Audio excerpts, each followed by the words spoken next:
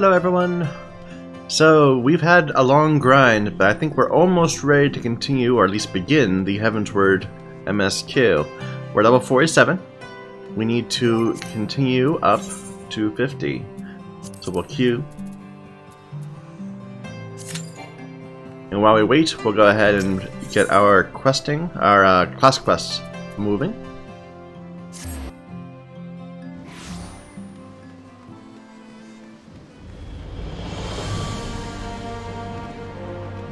Oh, we have something we can extract. We also need to repair. Let's see if we can find a repair dude. Any of these people? No.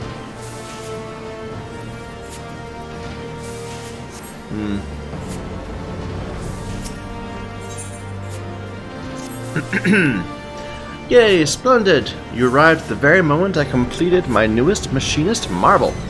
Well, within the very hour, at least. It is unfortunate that many Ishgardians cannot appreciate. That music is very loud. Let me just turn it down a little bit. Oops. Let's see if that works better. Well, then it fades, of course.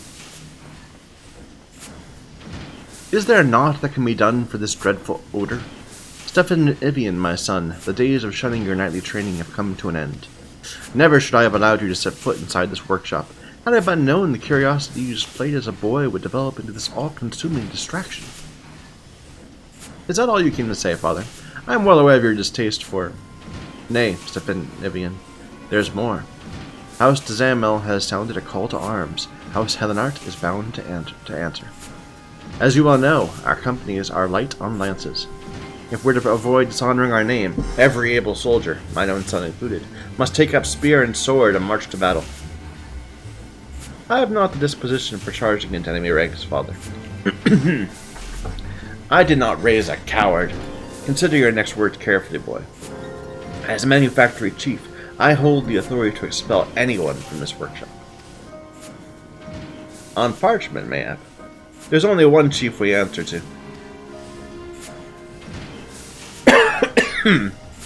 I understand our ranks have grown thin. Thus is our house in dire need of the support my machinists will bring. Challenging the might of dragons with spear and sword is the work of seasoned heroes. Warriors possessed of unflagging stamina and robust physique. Equipped with a firearm, even the scrawniest commoner could engage those same scale demons from afar. Think of it, Father. If the masses were trained in the machinist profession, the casualties of fang and claw would be considerably diminished. Wow, I mean, just like in today's political climate, I mean, there's this huge anti-gun push right now. Conflicts. Machinist companies would soon form the backbone of our defense, and as the master of the manufactory, the accolades would belong to House Helenart. Train the masses? Foolish boy. No lowborn army could ever replace a contingent of disciplined knights. It's time, my lord. Severa is expected to descend upon our defenses within the hour. Severa? You mean to engage that brute with naught but our knights? What would you have me do? The dragon flies straight as an arrow for our very own Skyfire locks. Should we let them be destroyed, the price will be steep in both coin and honor. You must allow me to deploy my machinists. Once you've witnessed them in battle, even you will be unable to deny their effectiveness. Do as you will, Stefan Ivian. As matters stand, I would not turn away a lame trookbow if it offered to defend our holdings. Be certain to assemble your forces at the locks.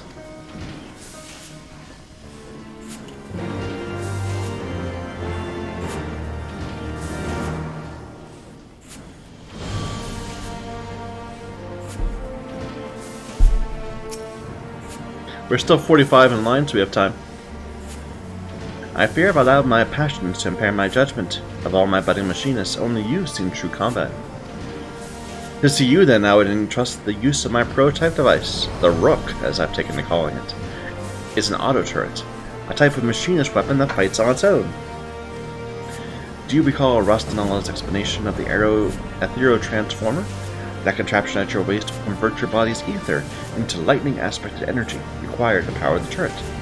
Simply activate the weapon, and it will supplement your own attacks. Zavara has plagued House Valerant for long years. Should you employ the rook to good effect, we may rid ourselves of both the deadly enemy and my father's antiquated notions in one fell swoop.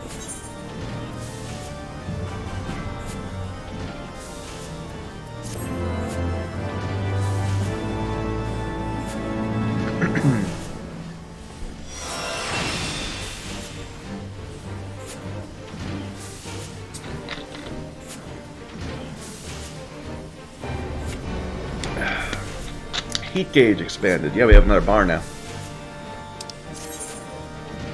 The battery gauge accumulates when certain actions are performed and allows the placement of a rook auto turret.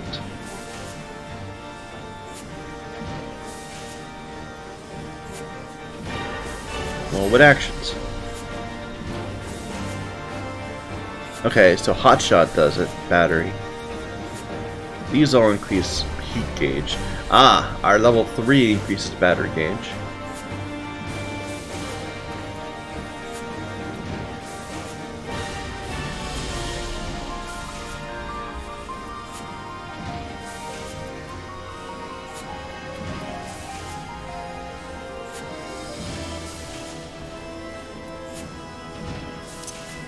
So we're gonna have to redo this entire thing eventually, but shuts down when time expires or upon execution of Rook Overdrive.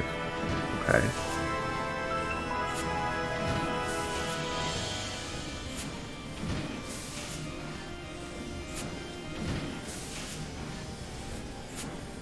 I don't really know what this means, the overload.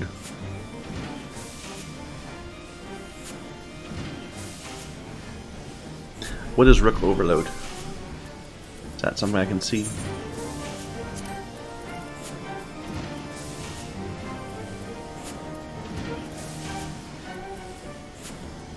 Overload. Potency increases, the Rook auto turret. Wait.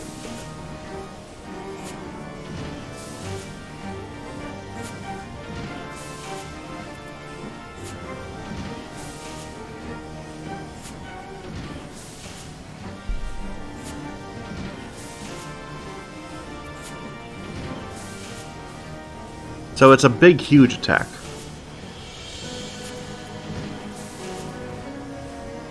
Okay, so you deploy it with this, and that, and then it starts just doing low damage over time.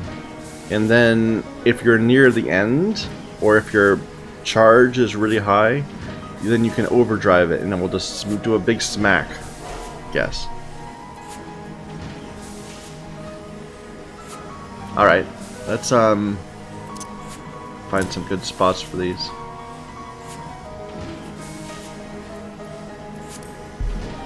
I'm gonna put this there. I don't need that. Or this.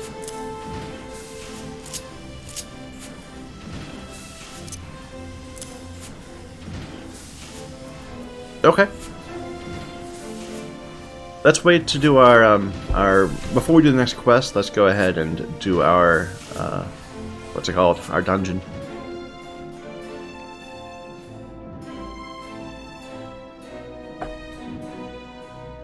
We have a new gauge right here. I have to keep an eye on both of them. I wonder if I should move this little interface like to right here, right underneath me, or maybe right here. I don't know. It doesn't really seem like I need it. Like, I never actually look up here to see if I'm at 50. I always look down here to see if I can activate my hypercharge. I guess I'll be looking here to see if I can activate my rook.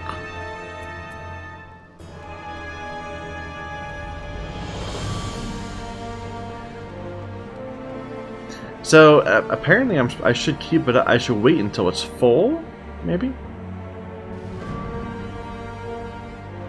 Duration increases up to a maximum of 15. And is it linear or not? I mean, that's kind of the question. So wait till it's not at 50 but at 100 and then use it? I don't know. We'll see. We'll see. We have to play around with it. We're 9th in line.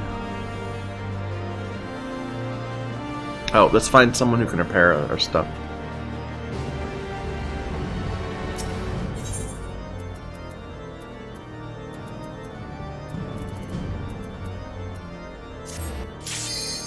Never mind. Da, da, da.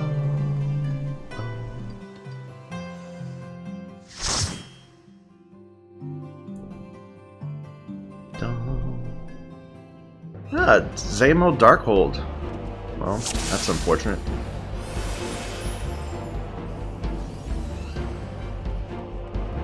We do have the new healer type. That's always fun.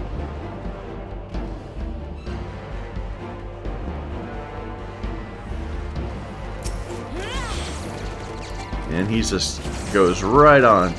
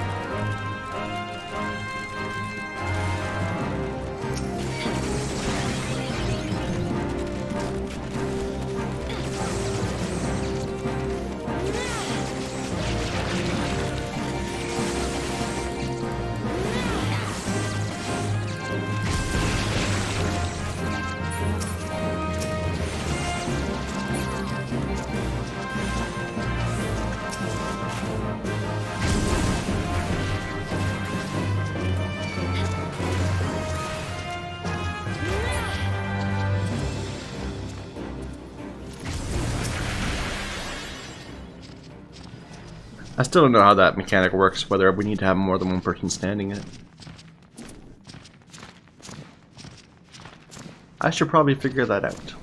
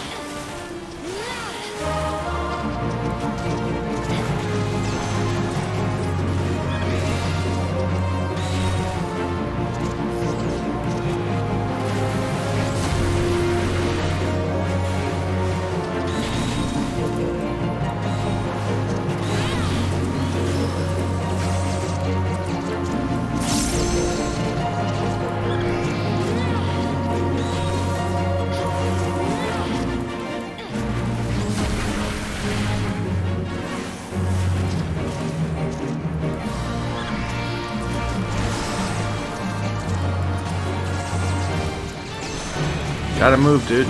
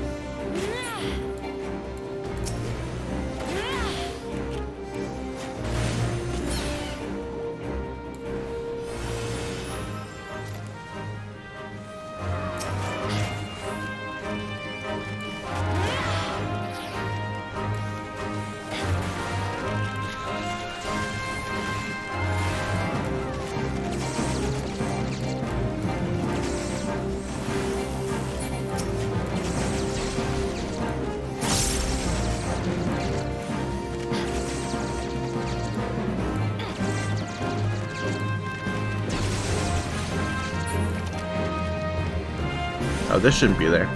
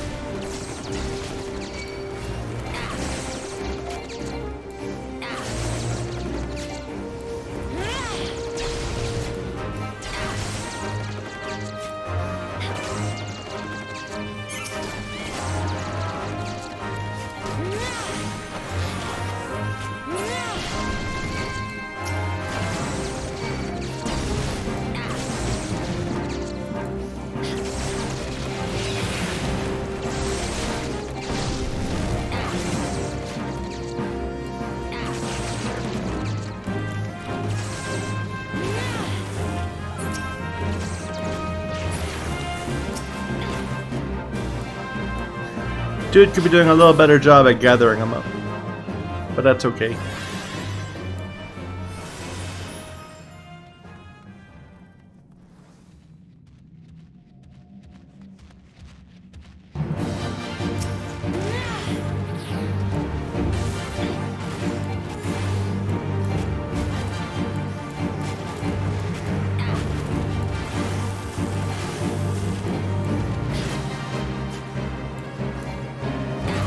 Okay, we're going to be doing it at 100.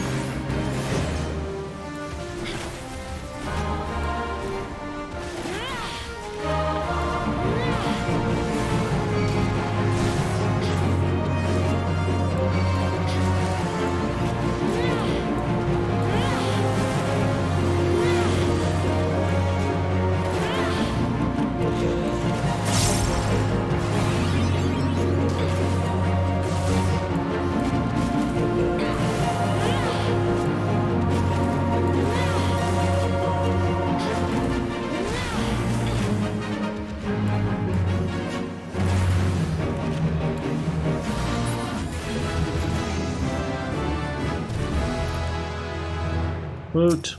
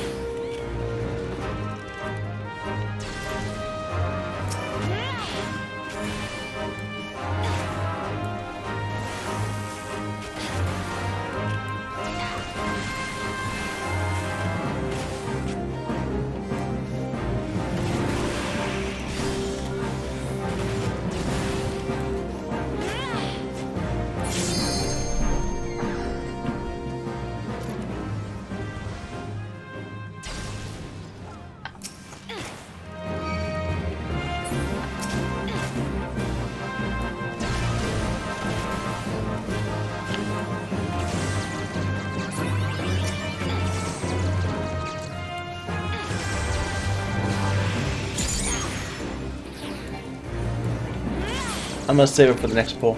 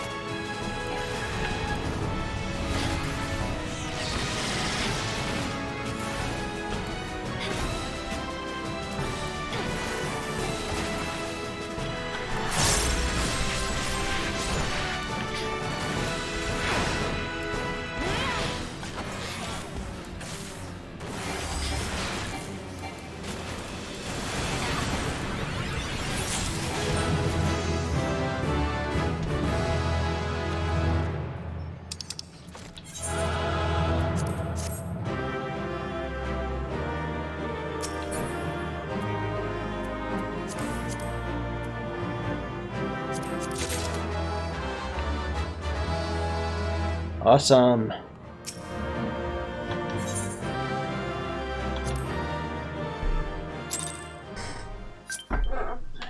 We went up 2 levels there, so we're not quite level 50. But maybe doing another quest will... Well, probably not. We'll have to queue up one more dungeon, I think. But that's okay. We have a ton of things to extract.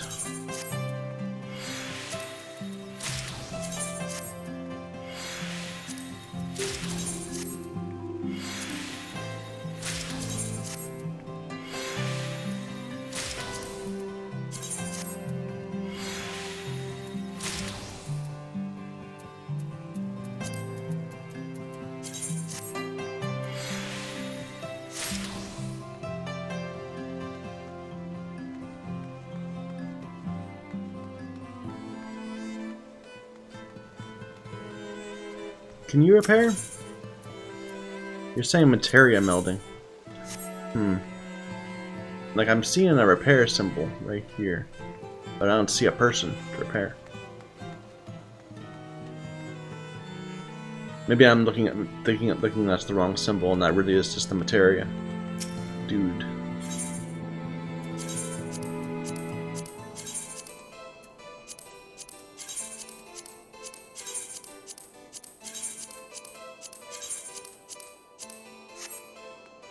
Alright, let's queue up again. For a guild test. Why not? Okay, less than 5 minutes. It said 30 minutes. I was like, I'm not going to wait 30 minutes for a guild test.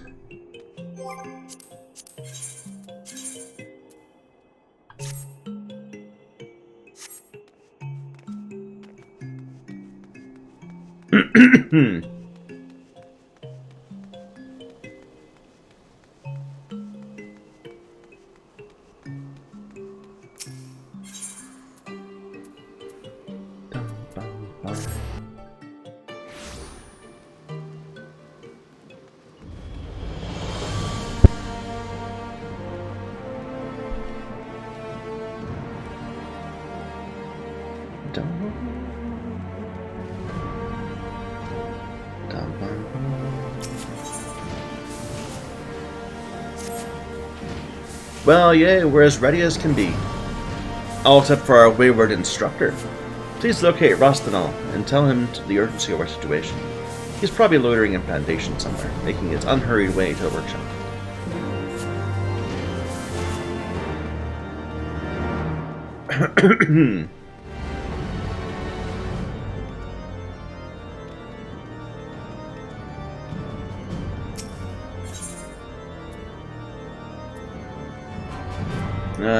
It's just right near the Aetheryte Plaza. Somewhere.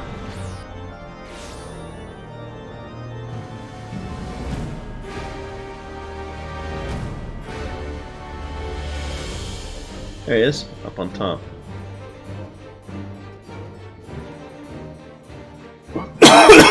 Excuse me. Dum bum bum bum bum. You know, we were actually closer to this before. It just did not go the right way. Dum, bum, bum. We're number 2 in line. Let's just wait before talking to the dude. Otherwise, we're just gonna get we'll get pulled out of it right away.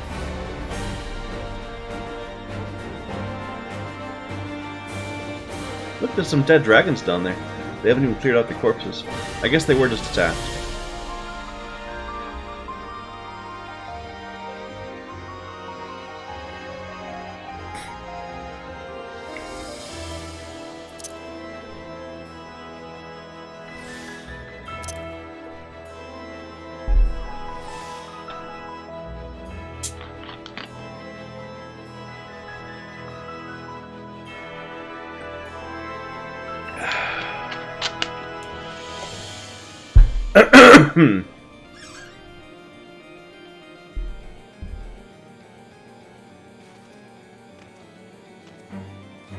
Come on.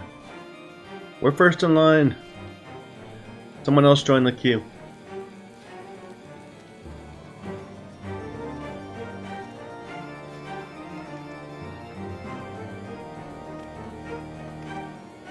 bum, bum.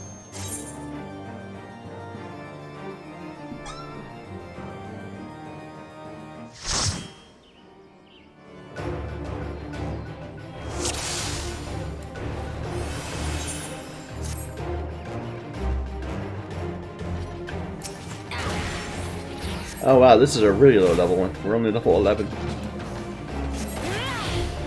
There's not exactly much I can do. Like, I think we should just focus on the dude. Yeah.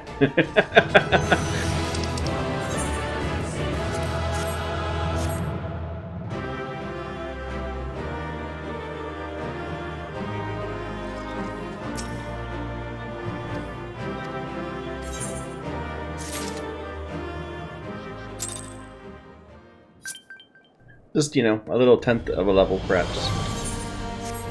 Now we'll do a more serious one. So, we can go to Orem Vale now.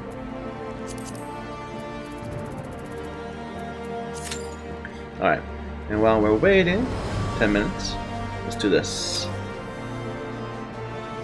Look at this scrag I got creeping around near the workshop. Up to no bloody good, I reckoned, so I sat him down for a friendly chat. A dragon attack, and the boss needs every hand on deck, does he? I'll be there soon, just as soon as I'm done wringing some answers from this ugly sod. You know, where there's one rat, there's always a dozen more. Might be best if you took a look around yourself. Gotcha.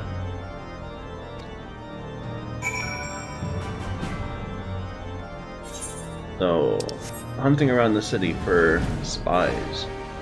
Or heretics? Because I'm feeling like there might be some heresy going on.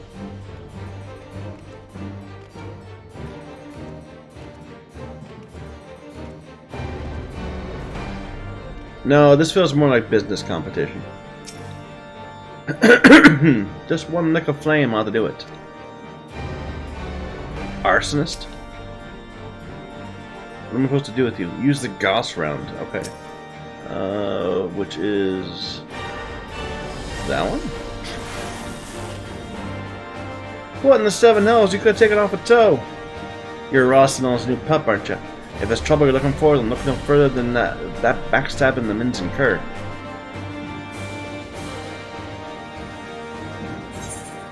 Bum, bum, bum.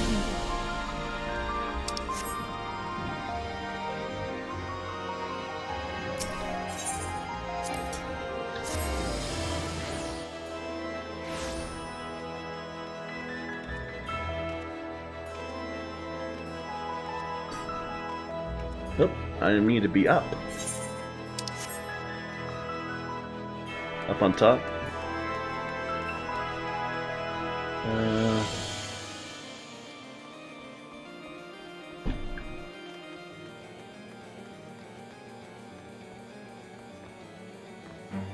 There you are. Well, this has nothing to do with our business. This is someone actually messing with the walls. Who's Celesto?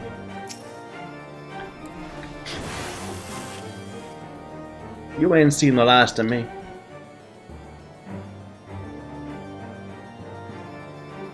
The name's Celesto, one of your fellow machinists. Ah, okay. So maybe it is somebody that just doesn't like our workshop.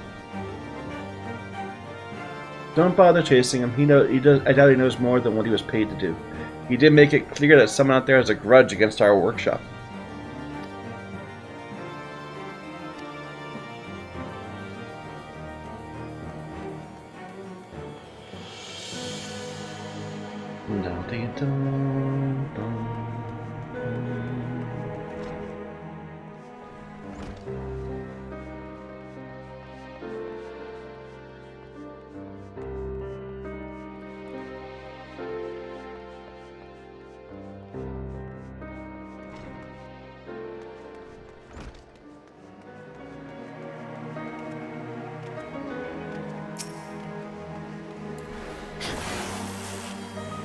How uncouth!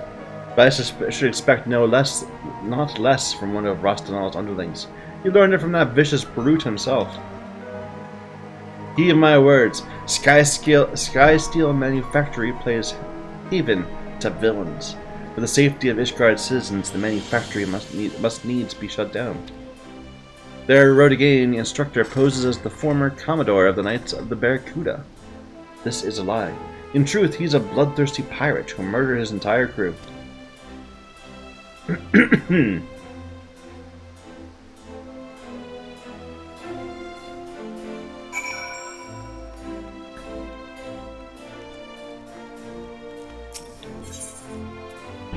Was that supposed to be like a secret? Like we're gonna go talk to Stefanivian and say, "Hey, did you know that he was some horrible pirate that killed off his entire crew?" And he's gonna be like, "Yeah, and."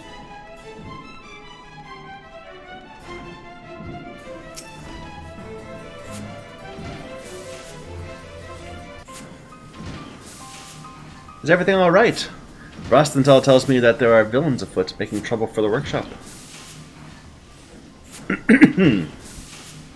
Intimidating my machinists, were they? Setting fires and spreading rumors. Joy, too, has overheard vile slander and intended to defame our master of marksmanship. You took every care to choose the right employee, my lordship. We could do a lot worse than the former Commodore of Limbs of the Minz's Barracudas. And now half of Ishgard thinks he's lying, that he's a convict of terrible crimes. Does someone seek to harm the manufactory's standing with these attacks upon our instructor's character? I'm sorry, Rostenthal. Your association with the Machinists has brought you naught but ridicule and insult. Don't blame yourself, boss. After all, more than half that stuff's probably true. I was the Commodore of the Cudas, right up until I got kicked out on my arse for making a bloody mess of things. That's why you found me in Camp Overlook. I was there to visit one of my old underlings. Of course, he'd rather take another axe to the face before he talked to me. Mistakes cost some more than others, and there's no bastard in the Nosha, as they call me a friend. Your mysterious rival must have learned of my tarnished past, because they offered me a fortune to accept the job as your master of marksmanship. Suppose they thought their workshop would be ruined once the truth behind my charming reputation became common knowledge. As it turns out, I don't take kindly to being some faceless bastard's puppet, so I took their coin, and yours, and made for the hills. I had no intention of fulfilling my contract. Not until your adventurer here went and got me fired up about teaching. That said, there ain't naught in my agreement that says I gotta fight bleeding dragons, and my students will give a better showing without me there growling over their shoulders. Though his support will be missed, Rostenthal is perhaps correct in his assumption. Our demonstration will be all the more impressive for his absence. Let's check our weapons one last time and assemble at Skyfire Locks. At level 50, probably. No. Apparently we're actually doing this now.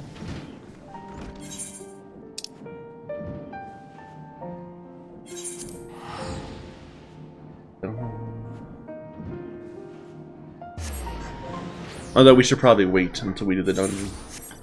Otherwise, we'll get interrupted.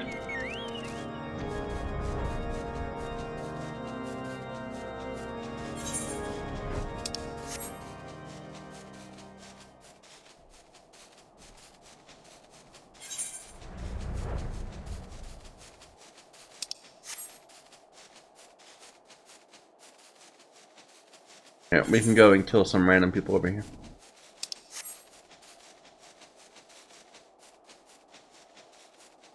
While we wait 2 more minutes, 1 more minute.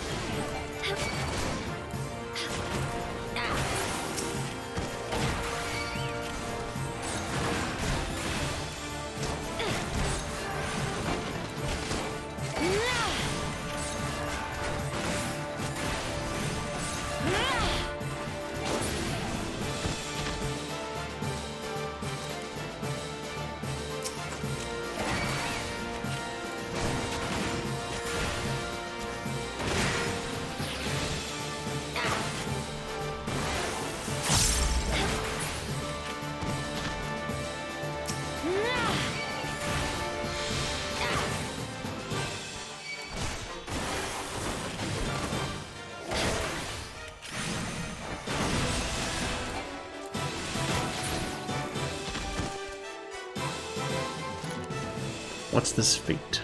Big dude? Looks like a big dude.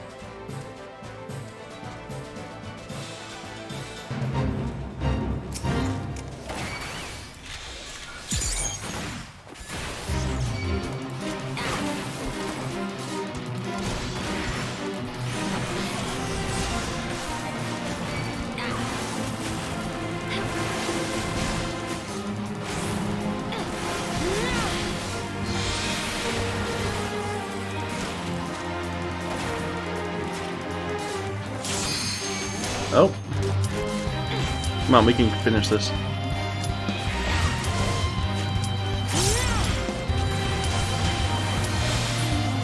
There we go. Oh, is that not everything in the fate? Oh well. I guess there was a whole bunch of dudes you needed to fight.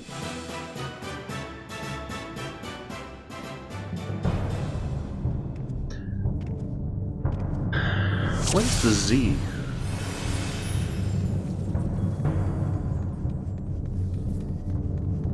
Must be Dark Knight.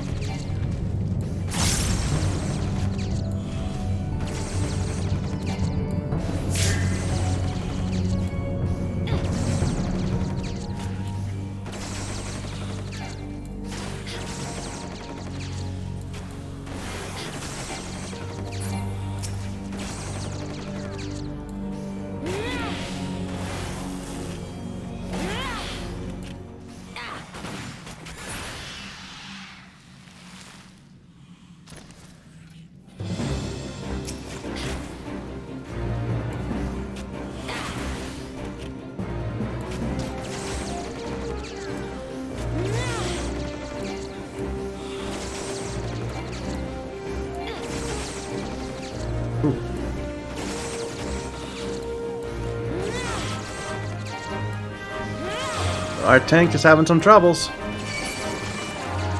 Yeah, tank dead.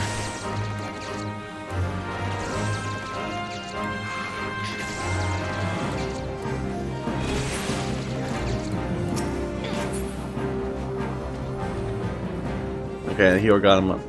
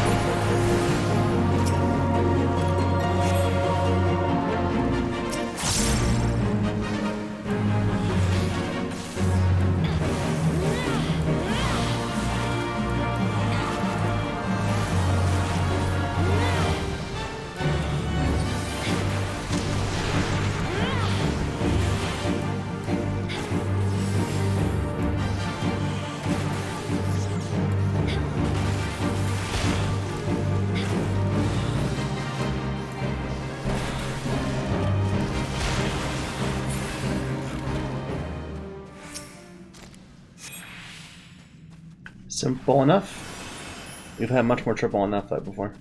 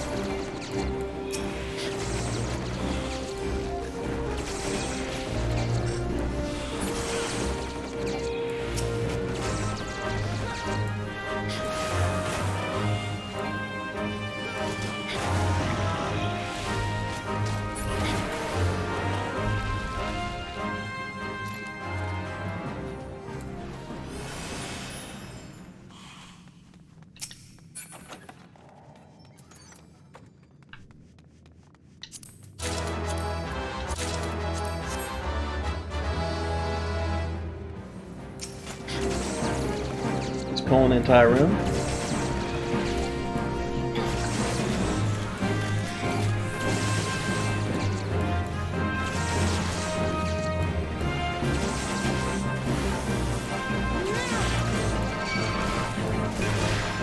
And he's dead again.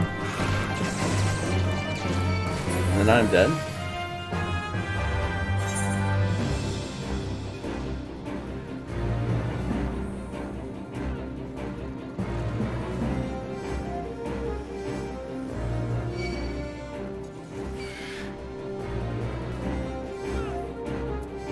Thanks for me to be a little less aggressive as he keeps dying.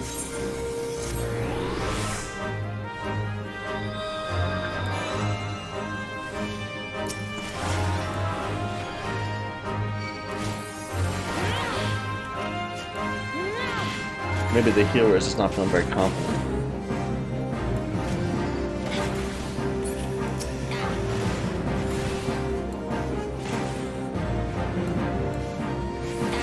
Like, I don't know what to do with cards, so I don't know what to say. It's all a mystery to me.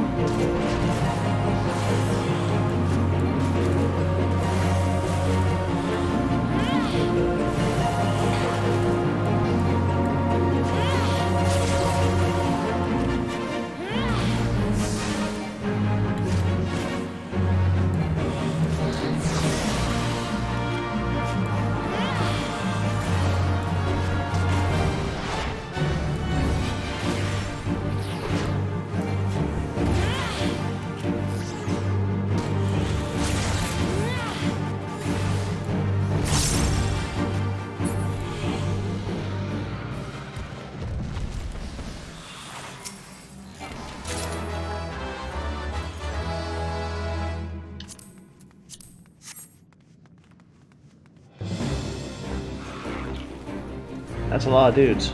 You sure you want to fight all of them all at once?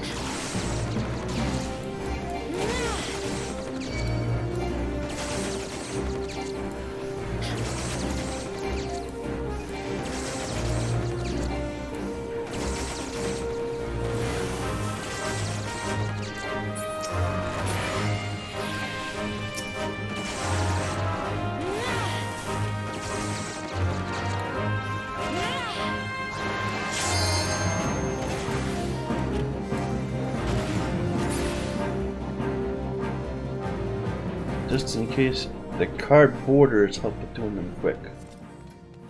Card borders. Blue is melee, purple is range. This guy knows.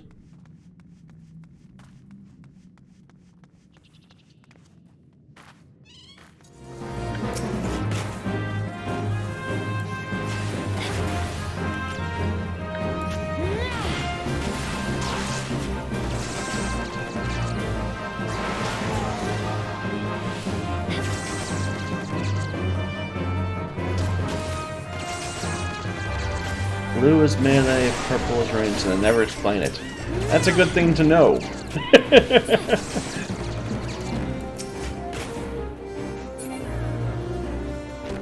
So that's a red card.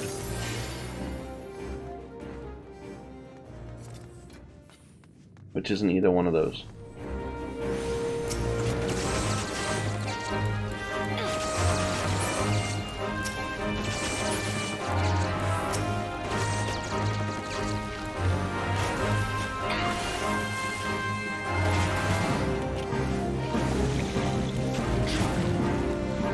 That's a white card. Never mind, I don't know how it works.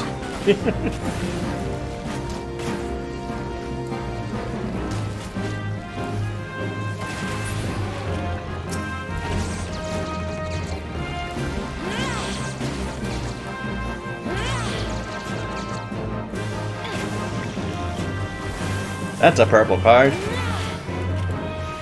So am I gonna get a buff? No, the other guy is.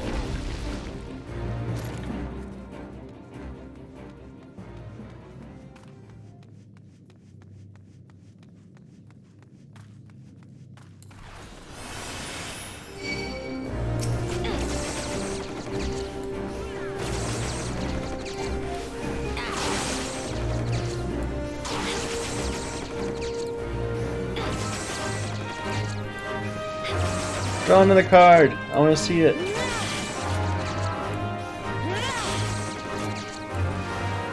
Red. I guess that's a damage card, maybe? So they want to use it on the enemy?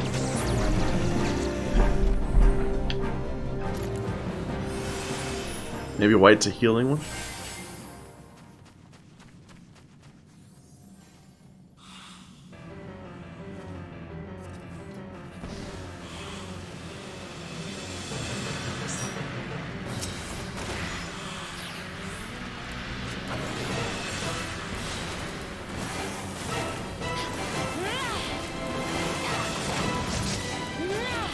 Probably shouldn't be standing there.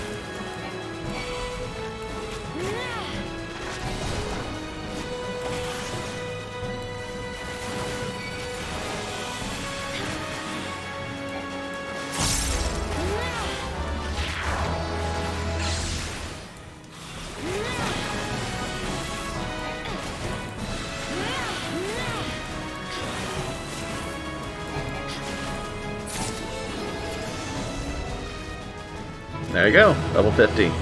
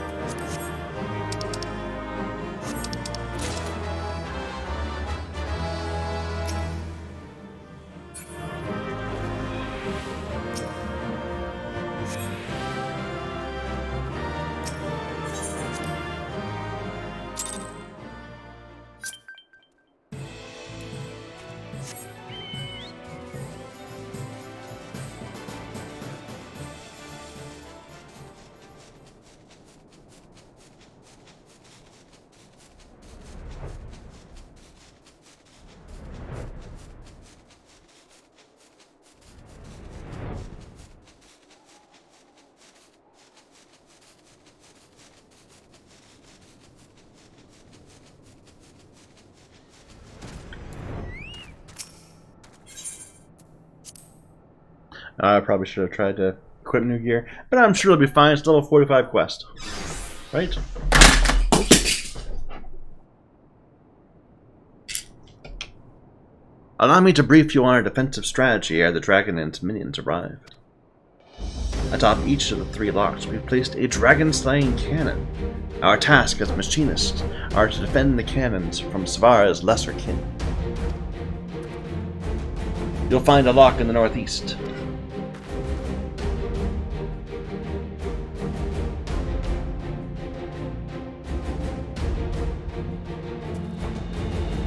A lock to the northwest.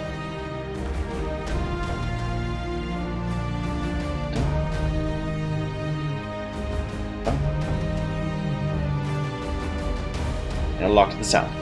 I'll track the concentrations of our enemies and direct you to the cannon most in need of protection.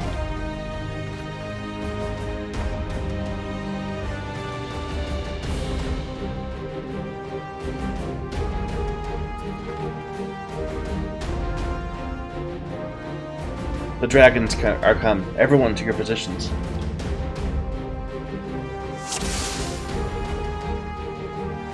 Unstoppable Ibis! To the southern cannon!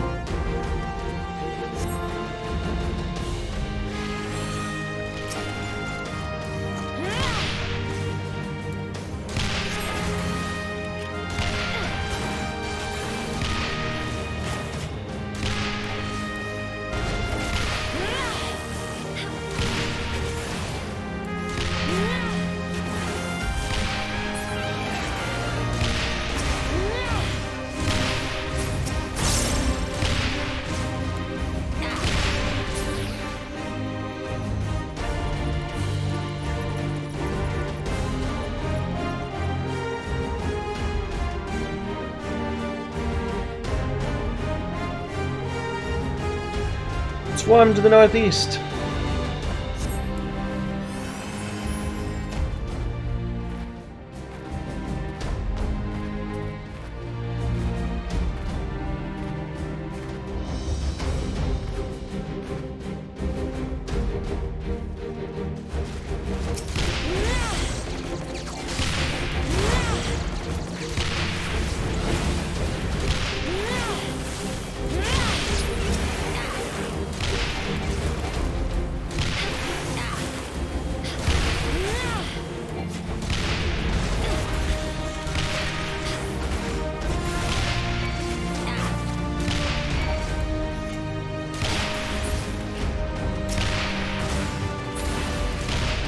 Dravanian scum.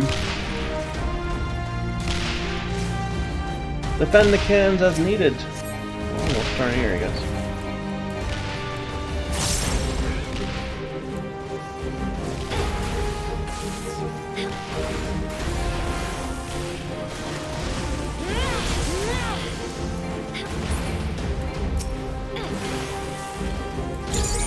Northwest is under attack. Let's just finish this up real quick. The southern cannon's under attack also. That's great. The northwestern cannon cannot take more damage.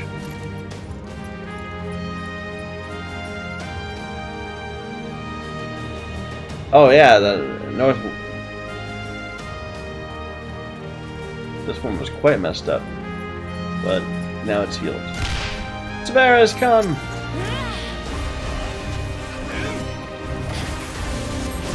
Is that one good? Looks good.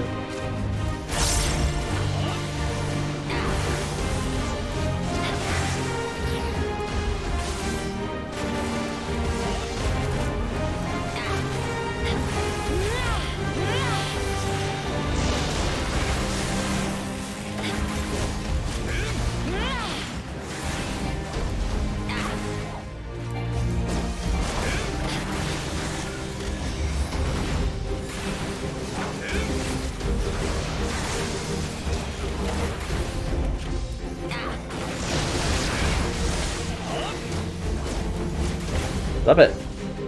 Stop focusing on me. We have won!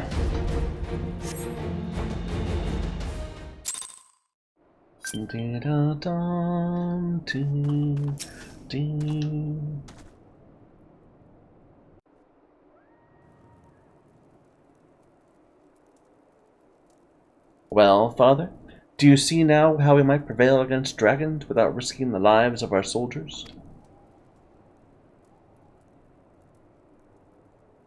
'Twas a most impressive display. I must admit your commoners acquitted themselves admirably. I thought I heard the terrible din of cannons being fired, and what do I hasten out here to find but the high-born Valerants frolicking in the snow with their low-born lackeys?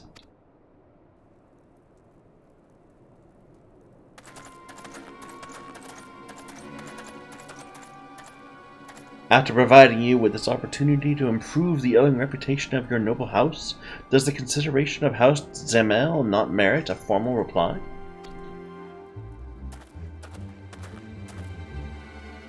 Lord Tadogrinch? Grinchet? My apologies. The foe was upon us ere we could put quill to parchment. Yes, I imagine you were full occupied with scraping together a serviceable company of soldiers. If only your dear son was an ardent with his knightly training was as ardent with his knightly training as he is with his idle tinkering.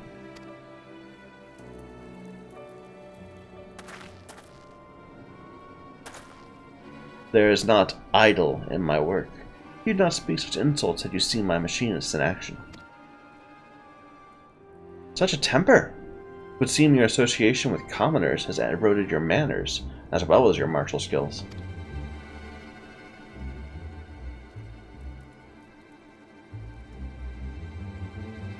If you're so confident in these machinists of yours, mayhap you should enter them in the upcoming tourney. Mayhap I shall. Upon my oath, we will turn Ishgard's tradition-bound combat upon its ear. I mean, you're really suggesting that the rest of the knights should bring, swords to a gunfight. Or I guess, it's kind of like walking into a melee with a shotgun.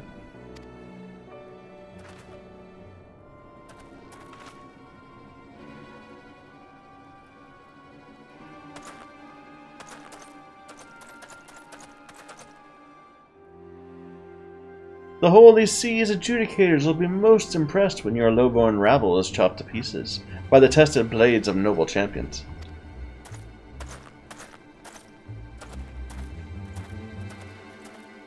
Don't worry, man, you got the warrior of light on your side. My son, what have you done? The tourney is a stage upon which is flaunted the might and mettle of the four great houses. Only the finest knights are chosen to participate. Even with the aid of your machinists, our battered ranks stand little chance of victory. Must we now parade our shame before the high echelons of the Holy See?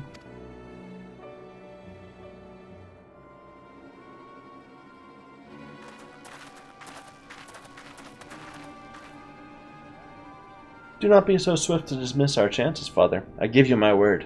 House Valerant will lead the contest with its pride intact. And furthermore, should we win, I will have your word you shall yield the running of the manufactory to me.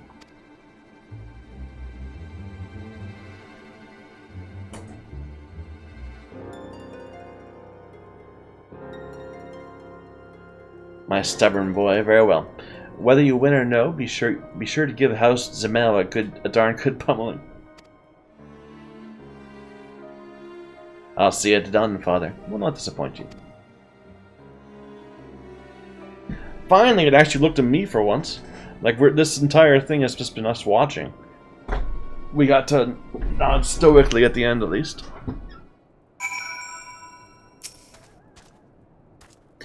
By virtue of your undeniable expertise, my father has at last recognized the value of machinistry. But we cannot stop at but one hard-headed knight. This tourney will be our opportunity to demonstrate to all and sundry the potential of our profession. My lordship, if I may, it seems Lord Tedogrinche has a dislike for commoners such as me. If my presence will cause you more trouble, maybe I should quit the manufactory. Pay no mind to that preening fop, lass. He's all piss in the wind. Ever has Tedogrinche sought to needle me in such a manner. 'Tis not you, my dear, that he despises. 'Tis the mingling of highborn and lowborn. House Zemel is a powerful ally, and their talent for the building of fortifications has brought them vast wealth and influence. Staunch allies of House Durundare, the Zemels have also been a party to a number of significant victories. Thus do they stand at the peak of Ishgardian society, looking down their noses at any who do not share their noble pedigree. If you truly wish to please me, I would have you shine your brightest in the tourney and wipe that arrogant smirk from his face. Shall we be on our way?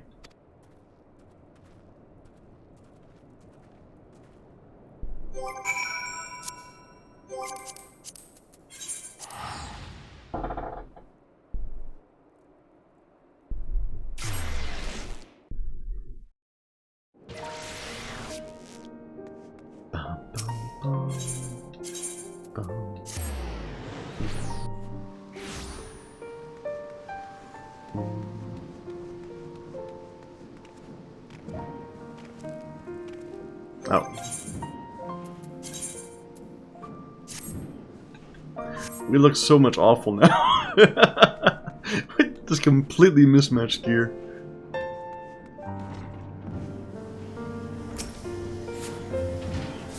I must confess my misgivings to you, Ye. When queried as to our chances of victory, my prospectometer returned an unfavorable result. We triumphed over dragons, but such a battle has not prepared us to face coordinated parties of seasoned knights. My machinists are simply not ready. 'Tis fortunate the tourney is yet some days away. Let's keep such disheartening talk from our colleagues and continue to train them, and ourselves, for the contest ahead.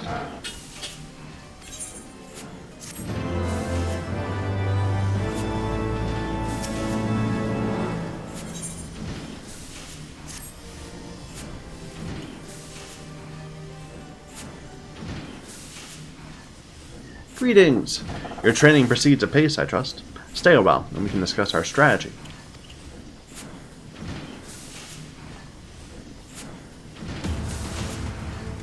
It would appear everyone is present, even our dear instructor. Let us delve into the particulars of the upcoming contest. The degree of favor the Holy See bestows is much influenced by the outcome of the tourney, and thus do the nobles enter only their most able champions. I would assume Telgrinch, in his small-minded maliciousness, seeks to humiliate us before the adjudicators, and thereby convince the Holy See to cease the flow of funds to the manufactory. I don't understand, my lordship. Most Ishgardians ain't hardly aware the Machinist exists. Why have we so grabbed Lord Telgrinch's attention? That's because he's likely knows your firearm can kill a man with naught but your dainty little finger on the trigger. 'Tis the same reason there's laws and limbs of the Minza will prevent any old drunken horseman from carrying a musket.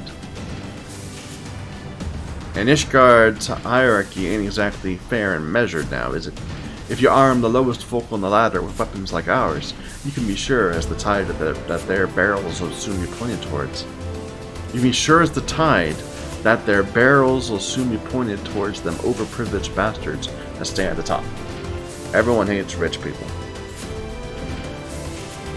But as you say, most of the nobles don't seem to understand the threat, what an army of machinists could pose. This Telgrinch bloke is a step ahead.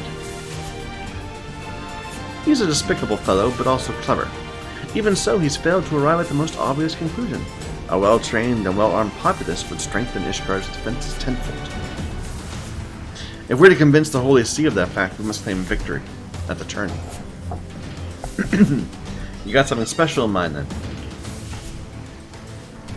I've been considering several strategies, but to practice them here in plain view of our adversaries would void their effectiveness. We must needs look further afield for a suitable location to train. Bloodshore and eastern Lenosia will do the trick. I'll secure us a place where we can shoot to our heart's content. Joy, make preparations for the journey after you've attended to your duties at the manor, of course. As for you, Ye, I would have you test another of my innovations. Remain behind and I'll make some adjustments to your Ethereal Transformer. I guess we're not doing it now. I thought the level 50 quest would be like a big thing. But no, this is just a get ready to go do the next thing. Forgive my duplicity, Ye. That talk of adjustments was merely an excuse that we might speak alone. You heard me boast to my father that the machinist companies could soon form the backbone of our defense. That was something of an exaggeration. When it comes to gigantic dragons, one may as well be firing at the side of a barbican. In a tourney, the lesser size of our opponents will work against us. It requires intensive training to consistently track and score hits against targets that are both small and agile. There's little time left before the contest. Our victory will depend largely upon your skilled contribution. If Joy is able to display even a fraction of your battle savvy, the reputation of the Machinists will flourish. Thus, I need you to attend our practice with undivided focus and provide a shining example to which she might aspire. No, we're going to keep going. Okay. This is still a level 45 quest. I didn't even realize. Once Joy has completed her task at the manor, we can be off to Bloodshore. I wonder what we're keeping her. A trip to the market or some such?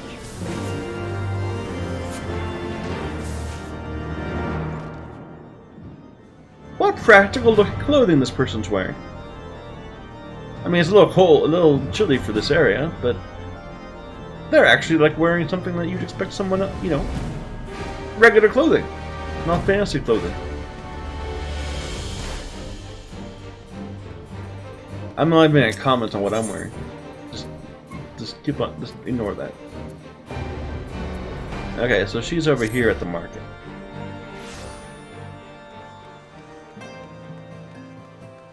Dun, dun, dun. Bum, bum.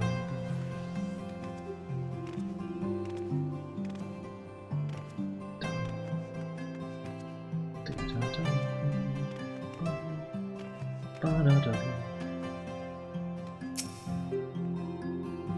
Hello, Yang. You must be eager to get in some practice for the big contest. I'll be ready to go just as soon as I've hauled my shopping to the manor. If I'm to continue my machinist training, I can't be shirking my other chores. I made a promise to the Count. But I won't keep you waiting much longer. I'll run to the manor with what I've got and come back for this big sack afterwards. I'll help you. It's very kind of you, but I'm stronger than I look. Just keep an eye on this other sack till I get back. It won't take long.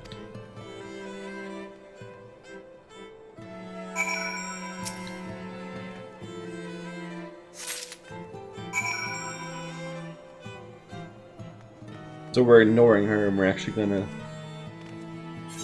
bring it to her.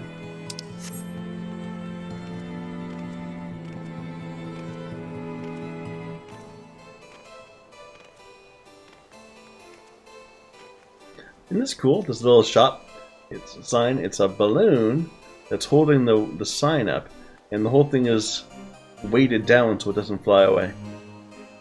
It's very nifty. It's like a cool little design.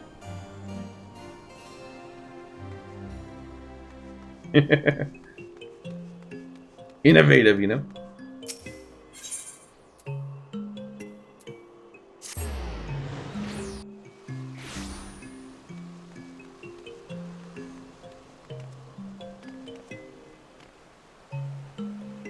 There you go. Yay, what are you doing? Who's watching my other sack? I brought it with you.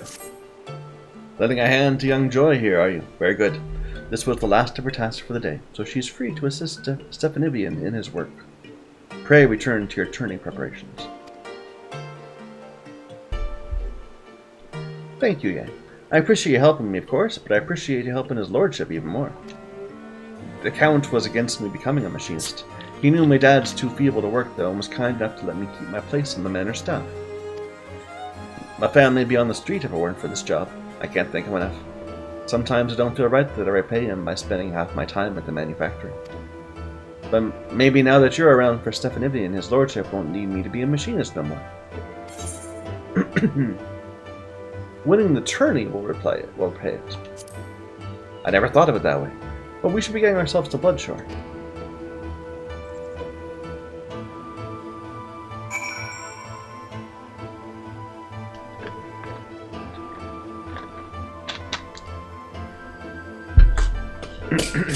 Ah.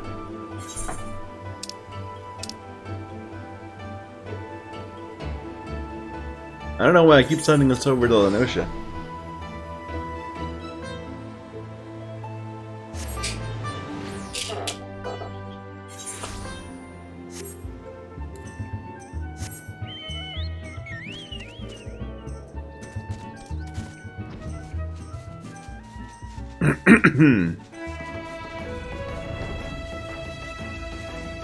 That's a biggie.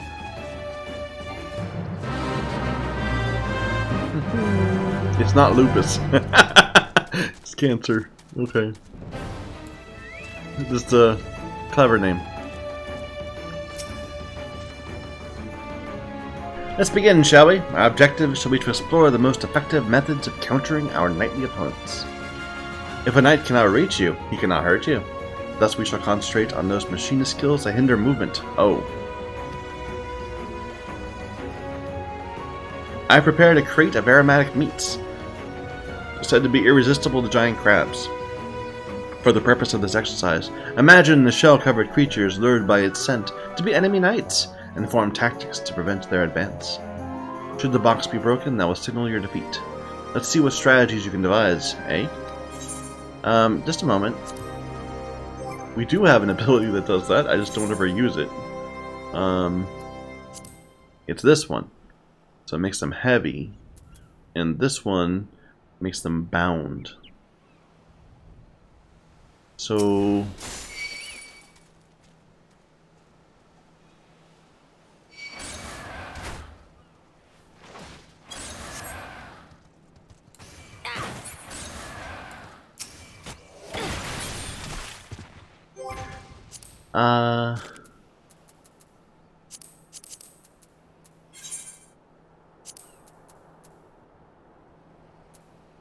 So let's put this one. Well, let's see the timing. This is a 30-second. This is. They're both 30 seconds.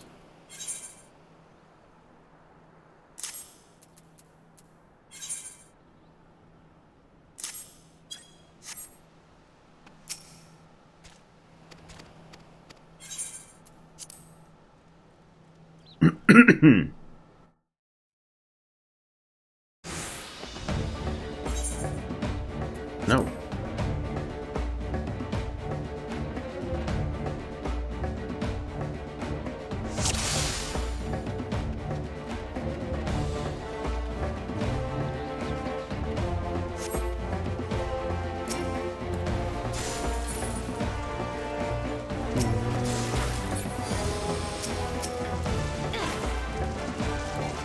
Oh, they're weak. Okay. Yeah, we can just kill them.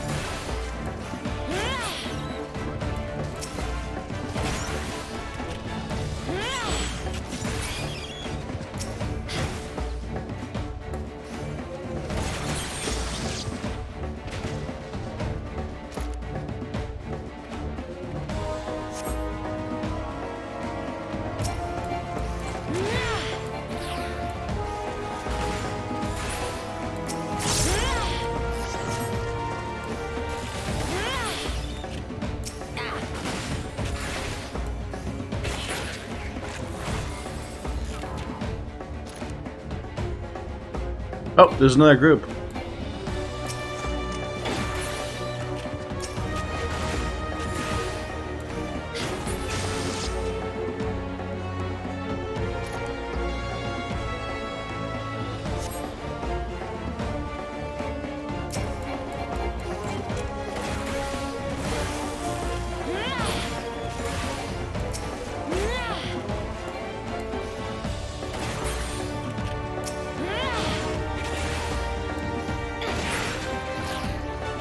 Uh-oh.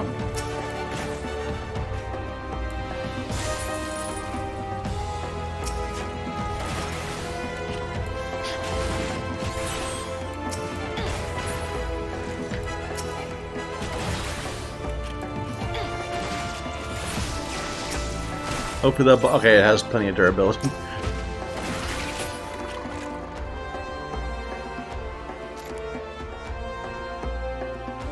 Okay.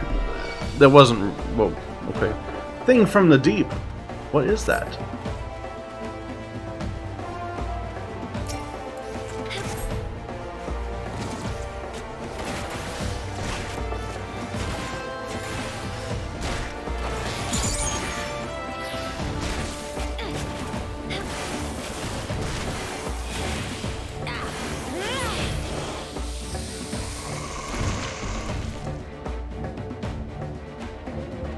Okay, so it didn't really rely on the movement abilities at all. That last fellow was rather unexpected, but you handled him nonetheless. Well done. Your performance has prompted my perspectometer and inspired me with entirely new strategies. If I may, my lordship, seeing how well Ye is coming along, maybe you don't need me in the tourney no more. I mean, do you not want to be in the tourney? Whatever can make you think that, my dear? I need you now more than ever. The sight of you, a commoner with scant battle experience, sending seasoned knights stumbling and sprawling, will open the eyes of the Holy See. You shall be the bullet that pierces their tradition-bound hearts. Very well, my lordship. I'll do my best in the name of House Valerant, for both you and the court. Hopefully you don't get chopped up by, their swords too much. That's the spirit. Now I must return to the workshop.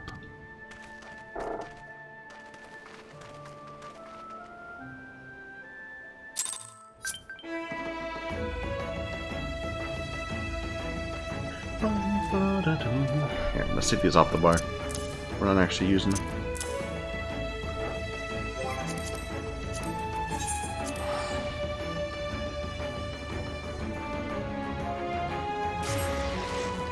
A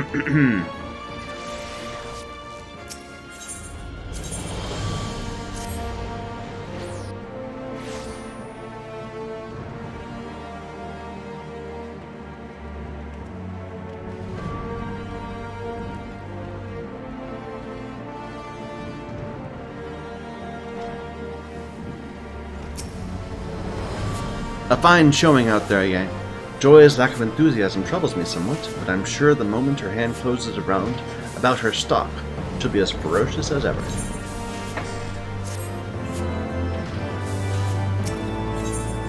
Alright, this is the level 50.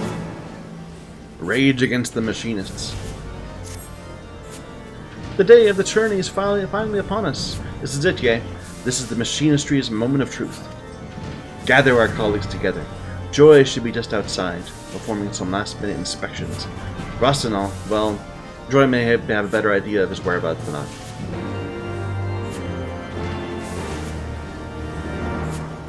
Dum, da, dum, dum, da, da, dum. Yay, this is a disaster! Someone's broken into our storage crates and smashed all the firearms. I must tell his... No, we must check the other crates first. Or maybe... What do we do? Bum, bum, bum. You're right, of course. Giving in a panic won't help us none. I'll see what's become of the rest of the weapons and report my findings to his lordship. Rosenthal? Last I saw, he was getting some fresh air behind the workshop. Bum, bum, bum.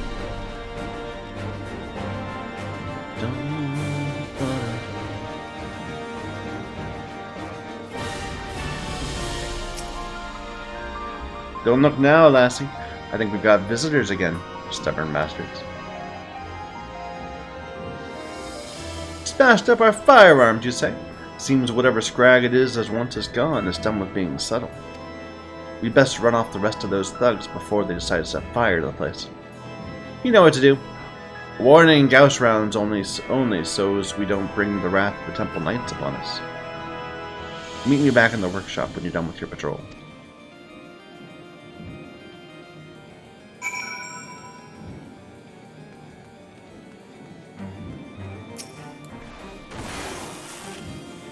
Please, it wasn't my idea. So I guess when we do a Gauss round, we're not actually firing a bullet. That's the idea. It's quiet.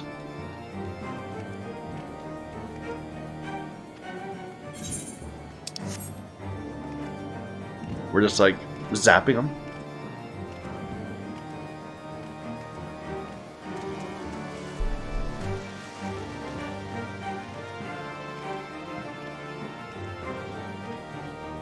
There he is. Bum, bum, bum.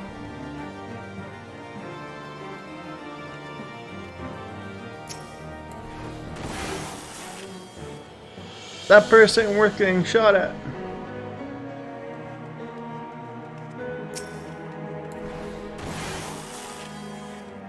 Where'd you come from?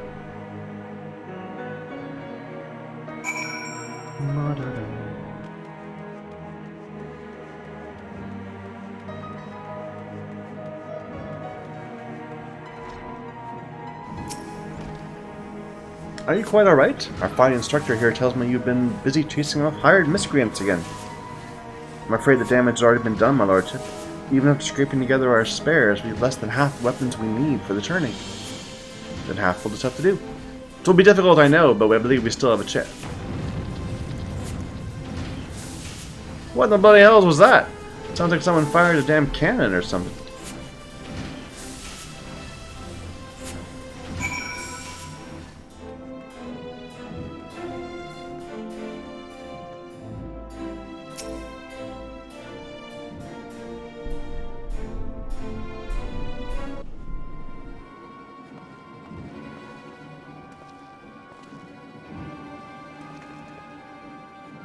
My lordship, our turrets.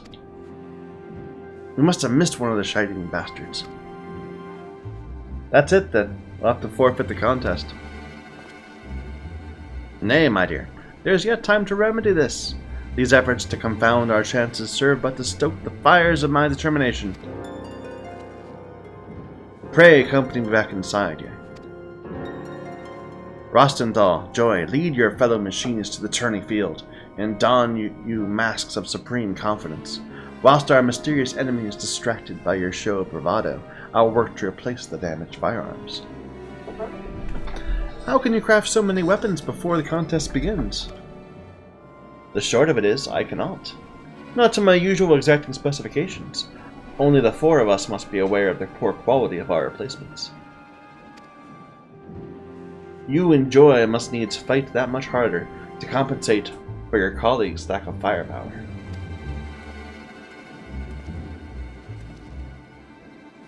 I'll do my best to keep the others in high spirits too, Lord Stephanibian. My apologies, I wasn't trying to eavesdrop or nothing, but when I heard the noise... Ah, Celestial. Well, there's not for it now. Welcome to the conspiracy. Formidable foes, meager chance of success. This shall be a victory worthy of song.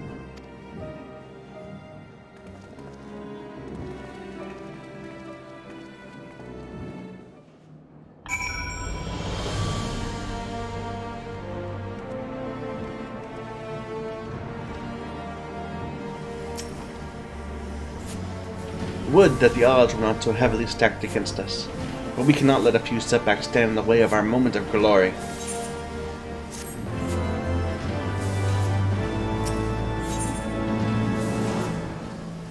And we're gonna get Ricochet. This is awesome! Can't wait for it.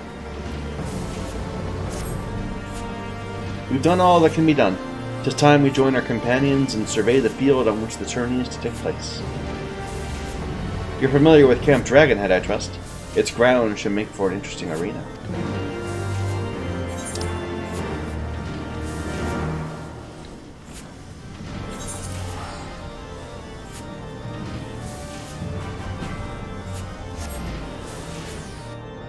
Bum, bum, bum.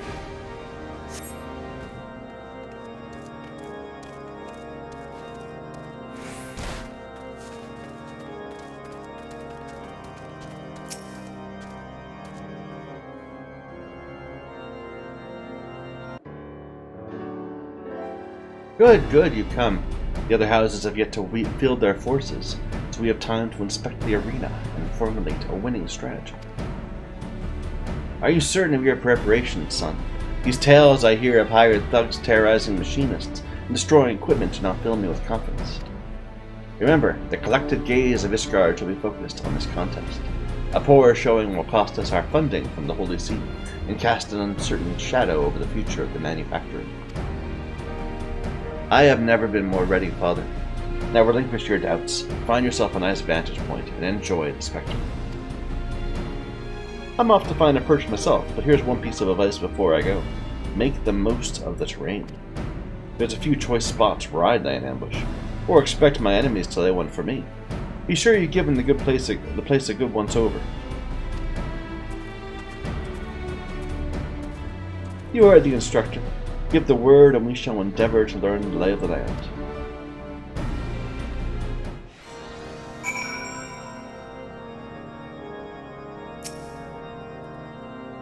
Let's review our strategy, shall we? Unless you'd rather simply begin the tourney.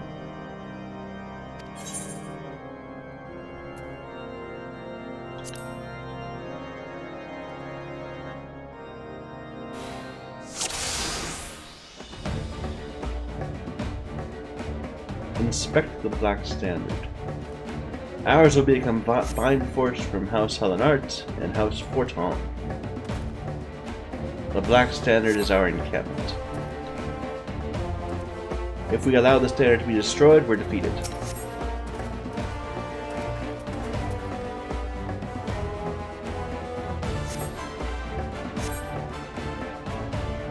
Let's move to the enemy encampment.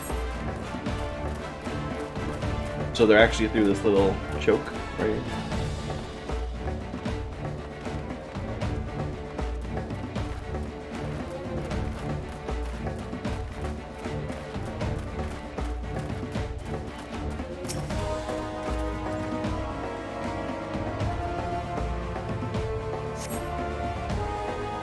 Should we succeed in toppling the Crimson Standard, victory is ours. The enemy's standard will heal nearby allies. Avoid lengthy engagements in its proximity. Okay. Joy is the offensive.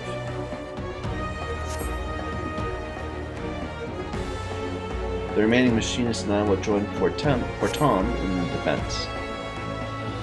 I am our flying company. Okay. Celesto is the ambusher. I don't trust that Celesto guy.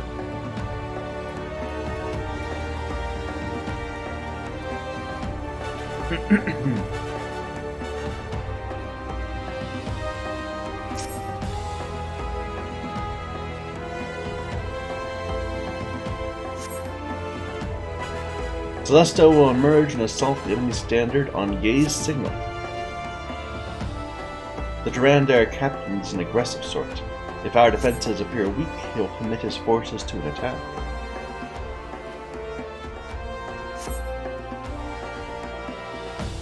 We placed a signal mortar near the Aetheryte. That's how I signal him to attack. Okay.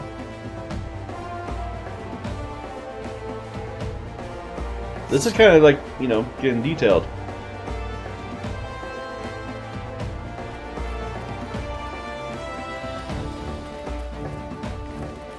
It's much more involved than other things we've done.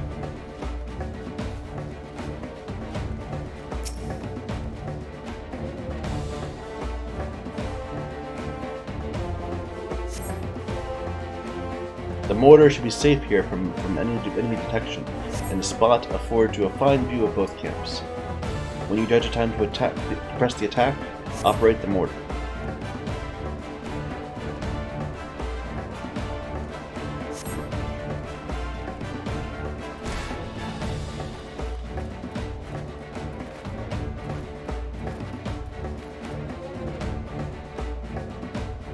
Sounds good, man.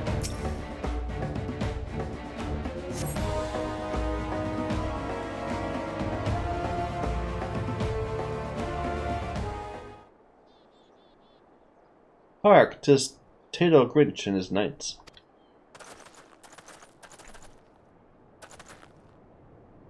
The manufactories in all their glory.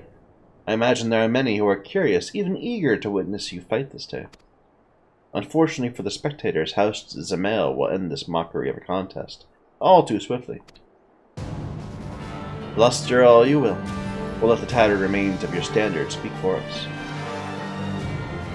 Such conviction from the King of Commoners. Come then, all the players are present. Let the tourney begin.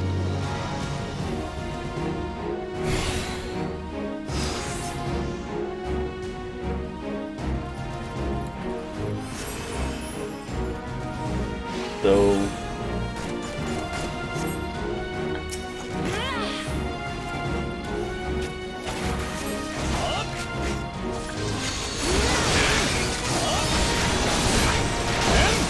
start by knocking off their attack.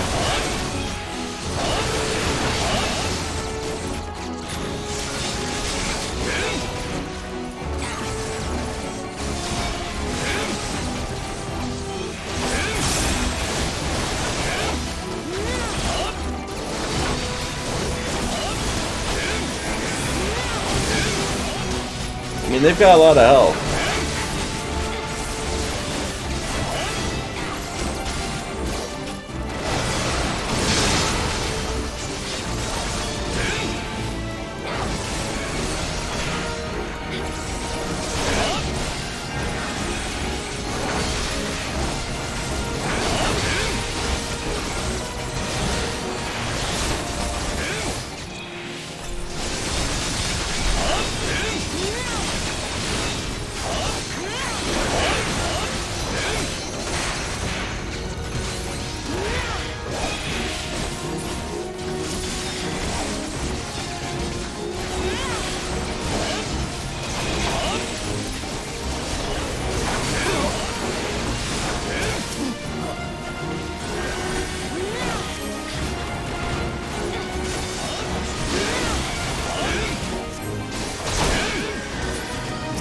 No, healer's gotta die.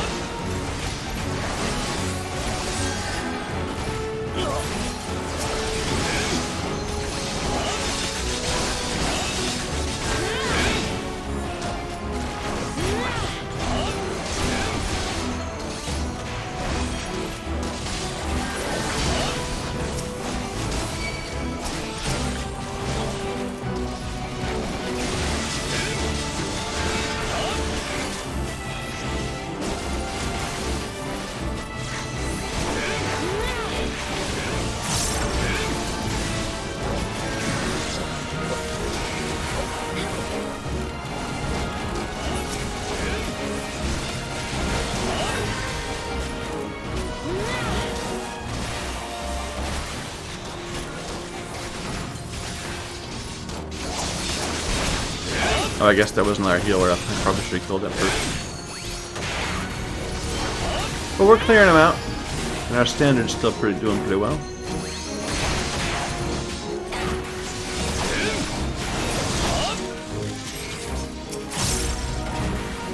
Yeah.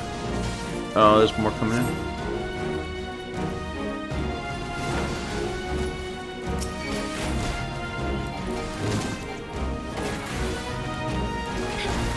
Joy, you're in the wrong place. Get back to your work.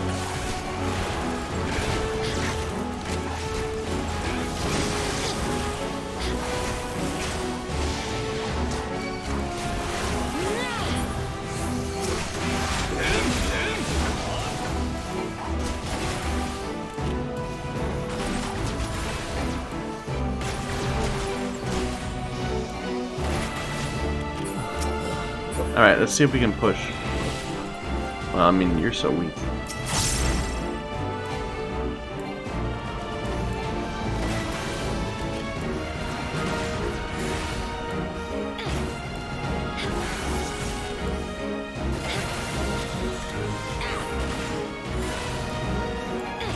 There.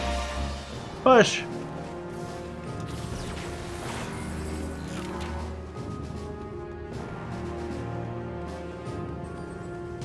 Yeah, they're like completely undefended.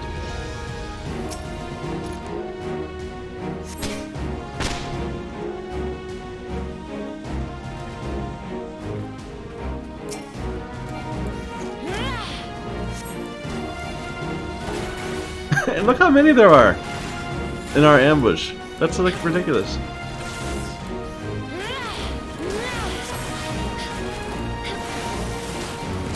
I thought it was gonna be one dude.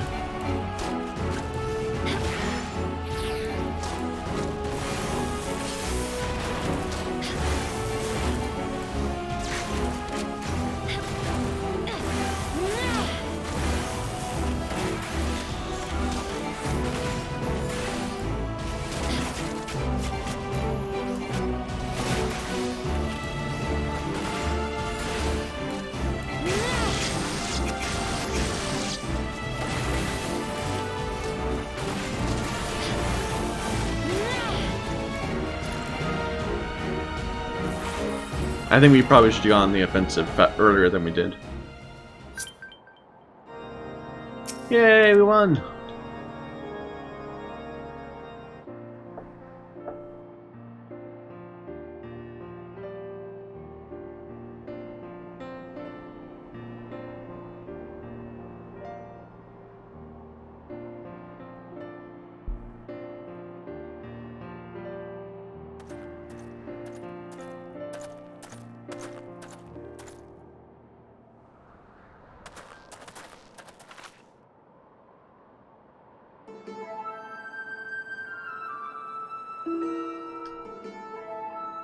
Congratulations, Machinists. You've proven yourselves not entirely without merit. House Zemail will gladly welcome your inclusion in House Heathenart's next company of reinforcements. Your novel toys confounded my knights and won you this game of flags. I would see, however, how you fare against adversaries who seek not to break your standard, but to spill your life's blood. May the day soon come when we fight side by side.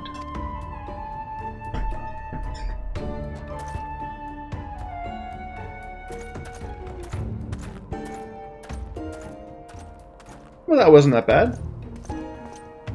Don't ruin it, man. Mayhap then you'll understand why the knight is the master of the battlefield.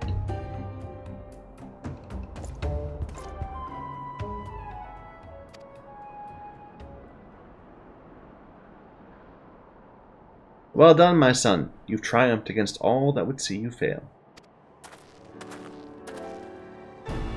But of course, father. There's no difficulty that machinistry cannot overcome.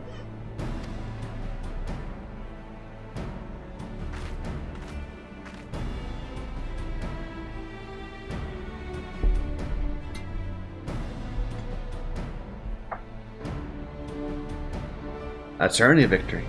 How many years has it been? At last do we begin to reclaim the influence we have lost. And there shall be more to come, as long as you are true to your word. That means no more bemoaning my knightly skills, no more disruptive visits to the workshop.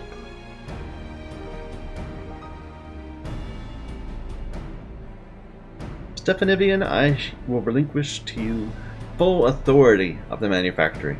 May your machinists be the spears that pierce our foes, and the shields that defend our walls.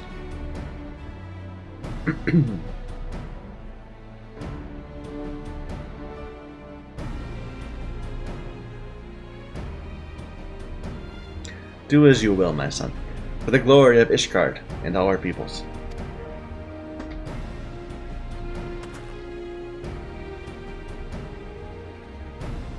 The age of the Machinist has begun, my friends. Follow me, and together we shall ring the rusted helmets of the old guard.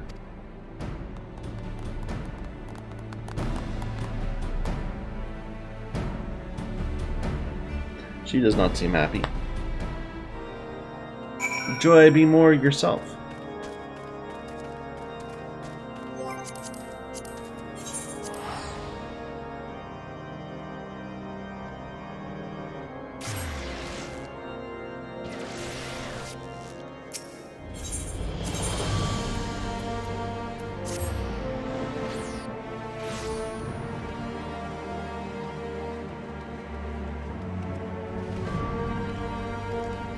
I have to admit, I thought it would be like 20 minutes and then we'd be going to the MSQ. It's been 2 hours. But that's okay. We're getting story. 'Twas a hard-won battle, yea, but your keen grasp of tactics carried the day. That is to say naught of your ever-growing skill with a firearm. With this victory I am become manufactory chief, in both name and deed, and I intend to make the most of my newfound freedom. My first act upon returning to the workshop was to improve the Ethereal Transformer. This latest model is yours, with my thanks. The turning exposed certain inadequacies in the design, which I have endeavored to compensate. Use it well, yea.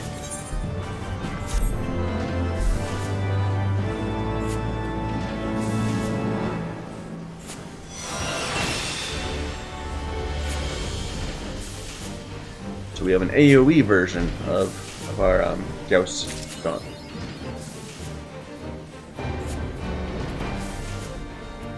What is this here? Oh no, that's the achievement. So Ricochet belongs there.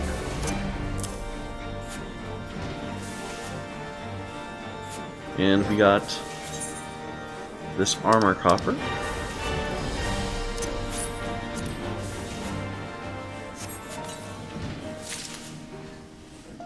We couldn't equip the boots. Let's check our chest.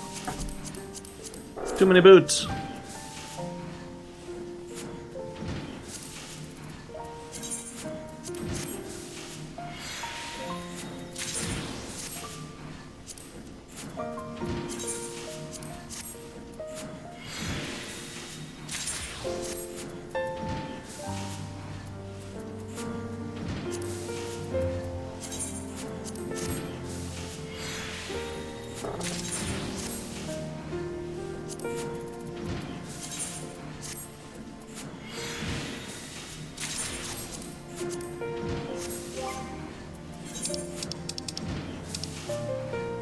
What's this? Oh, that's a level 110 weapon.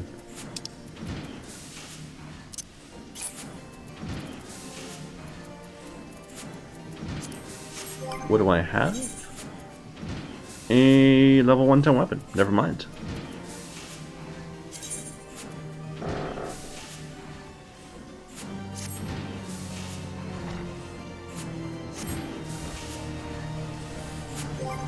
So that gives me...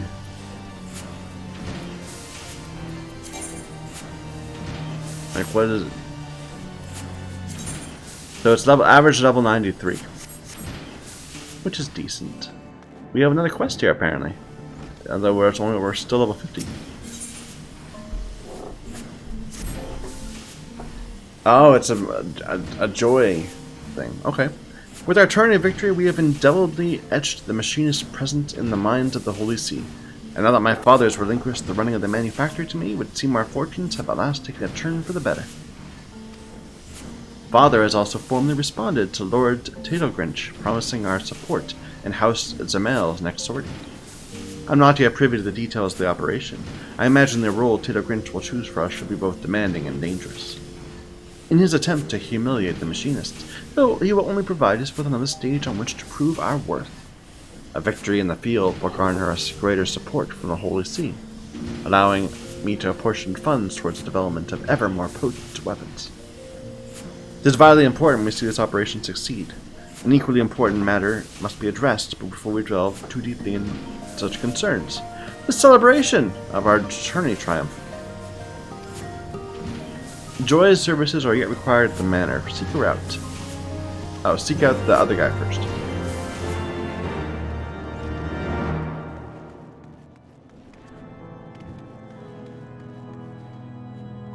Are you conspiring, Rostinol? A party, is it? I ain't going. All I did during the tourney was watch. How can you say that, Master Rostendal? Without your instruction, we'd never have stood a chance. And now look at us, upstart commoners defeating the likes of seasoned knights. I taught you how to shoot, but that tourney victory was something you managed all on your own. I can see arguing with you ain't getting me nowhere. I'll just drag you back to the workshop instead. We can't begin the festivities without joy. This time of day she'll be at her chores in the manor house. Talk to the Count and ask if she can leave early. She ain't one to abandon her duties half done though. Best approach the Count directly. The Count should be home if you don't mind talking to him.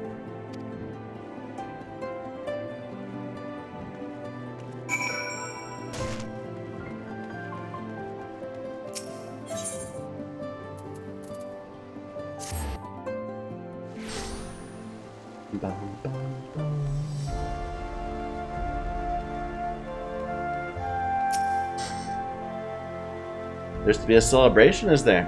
And naturally you come to fetch Joy. Pray, return to the manufactory, and I shall be along forthwith to explain why she shan't be attending. Oh dear. That's not the answer I was hoping for.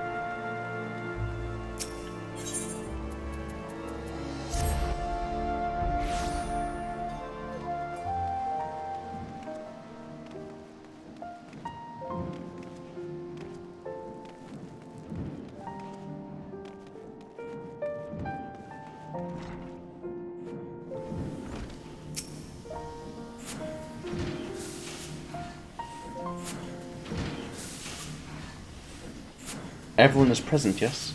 Once again, allow me to congratulate you all on your tourney performance. Ere you celebrate your victory, I have news. What is it, Father? It was quite a sudden development, but Joy has wed. Bloody hells! Well, there's another good reason to bring out the grog. Wed? I heard naught of the engagement, then. She's gone, then? Aye.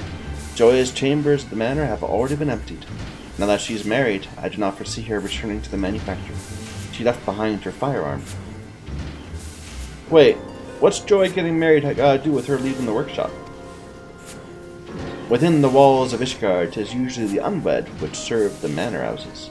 Many retire from such work upon the day of their marriage, as young Joy has done. 'Tis all too much. Now that we've at last earned a modicum of recognition, 'tis ill-timed indeed to lose so talented a machinist. 'Twould seem that familial circumstances demanded a swift union be made. But let's not bemoan what's lost. Let us instead raise a toast to the happiness Joy has found. You must needs accept your colleague has moved on, and adapt your strategies accordingly. House Zamel will call upon you soon.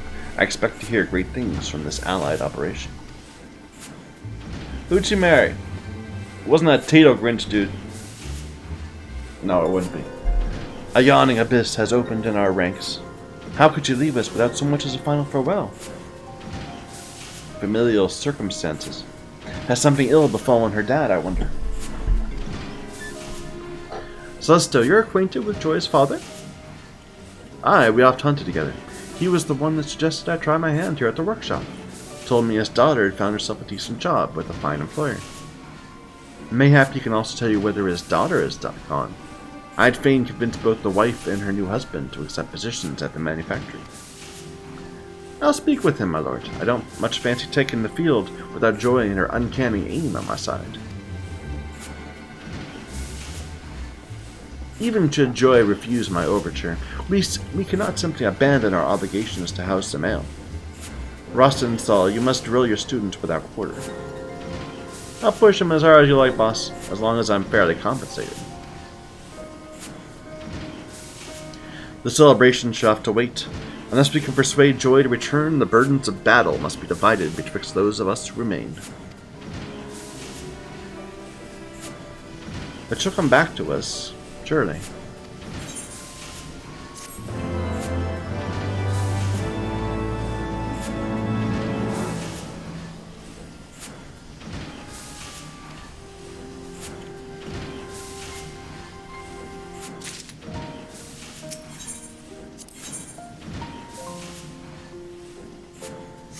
Alright, well, done with that. And with that, I think there's nothing left for us to do. Well, I mean, there's plenty of things for us to do. But the thing we are going to do now is proceed to House Fortom and speak with Orshafan. And finally begin Heavensward.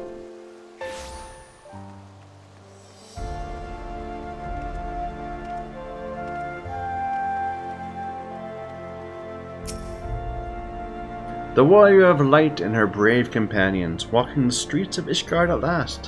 What a glorious sight. I cannot tell you how long I've waited for this day. Allow me to present you to my family home, Fortom Manor. I should like nothing more than to show you around, but everyone's gathered to receive you. Come, my friends, introductions must be made.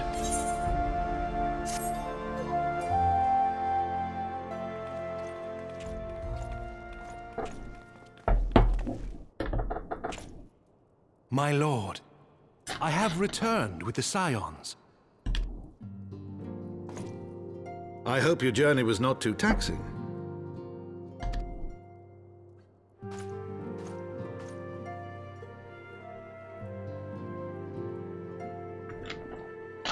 I, Count Edmond de Fortom, do bid you welcome. As wards of House Fortom, you shall be afforded every courtesy. My home is your home.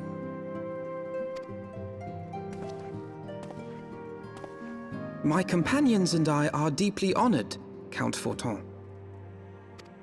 The honor is mine, Master Alphino.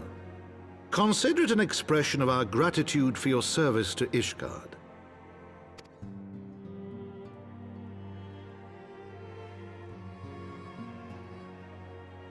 Forgive me, my lord, but are you not concerned? To accept foreign guests at such a juncture, especially ones with our reputation. Do not worry yourself on my account. 'Tis true that Ishgard's first thought has ever been the war effort, hence the closing of our borders. Yet it is in troubled times most of all that men should seek allies, don't you think?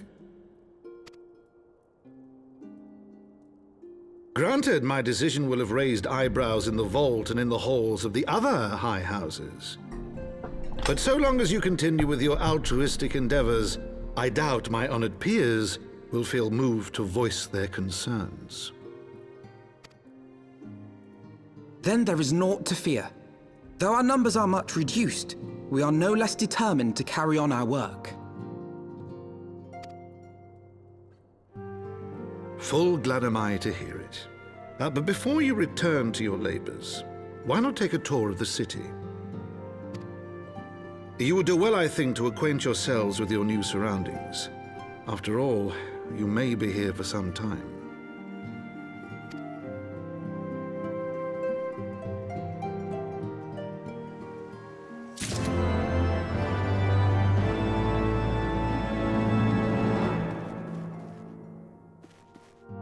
It's terrible, but I'm actually finding myself, really enjoying this this theme, the Waking Sands theme. I couldn't stand Waking Sands, but the music's good. It definitely makes it feel like a place of safety,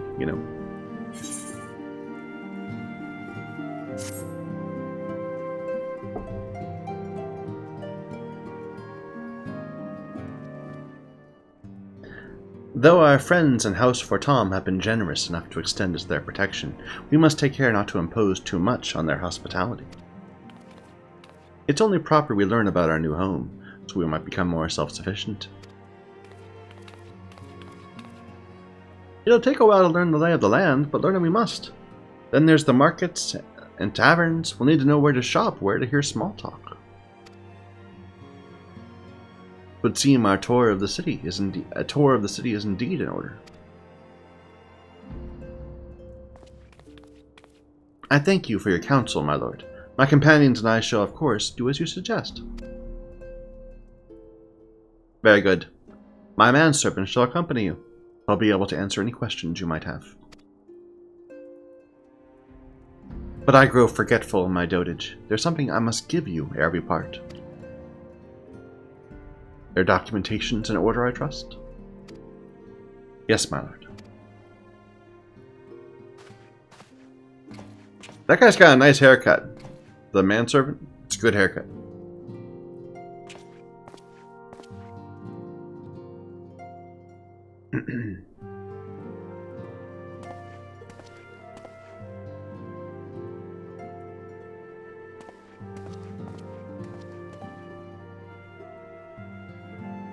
These documents identify you as wards of House Fortom.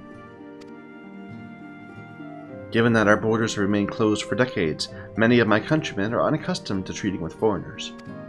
Should anyone happen to question your presence here, it may prove necessary to remind them that you remain under the protection of House Fortom. But let us hope it shall not come to that. Rest assured, we shall do our utmost to avoid any situation in which might compel us to invoke your name.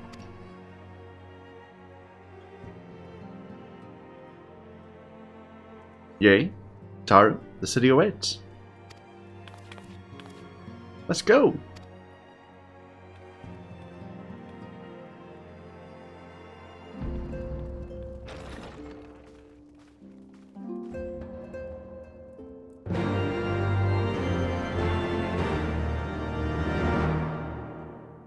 So we've already been wandering around the city, of course, but we'll see what they have to say. As this is your first time in our fair city, pray permit me to show you the Hopland, from whence we may gaze upon the splendor of the Holy Vault. Though all the sights pale in comparison, 'tis only meet you see it first. I shall then show you around the jeweled crozier, where you may purchase all manner of goods and services before descending to Foundation's Aetheryte Plaza.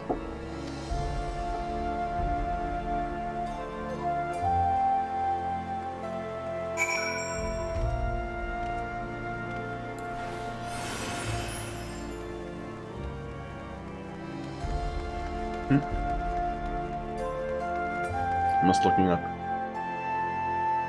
at the building, not trying to be immodest. Sorry, eh?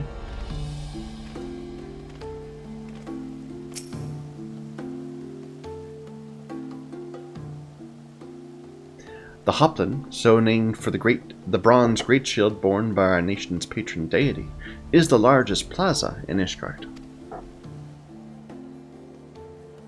The magnificent cathedral to the north is, of course, the Holy Vault. The vault is both Ishgard's seat of government and the residence of the Archbishop of the Ishgardian Orthodox Church.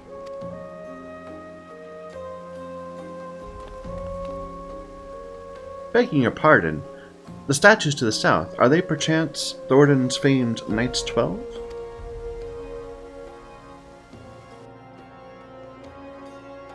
Very good, Master Alphanud. They are the fathers of Ishgard, the brave knights who joined with Captain Thornton to put down Nidog and found this great nation. Ours is a city rich in history and tradition. There's much you can learn by exploring the pillars, time permitting, of course.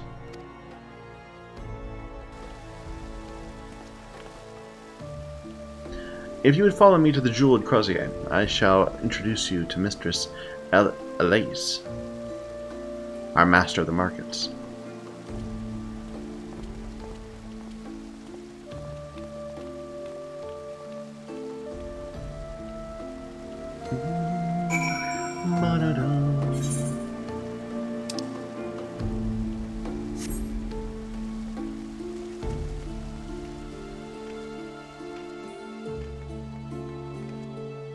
I almost universally more enjoy the nighttime music than the daytime, like in every city.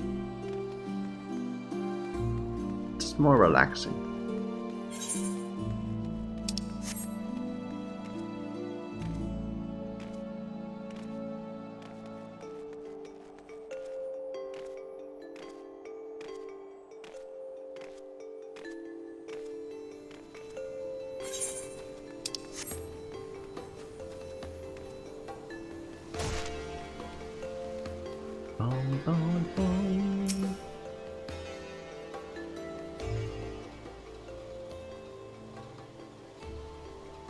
Well, you're clearly not locals or traveling peddlers, which makes you all...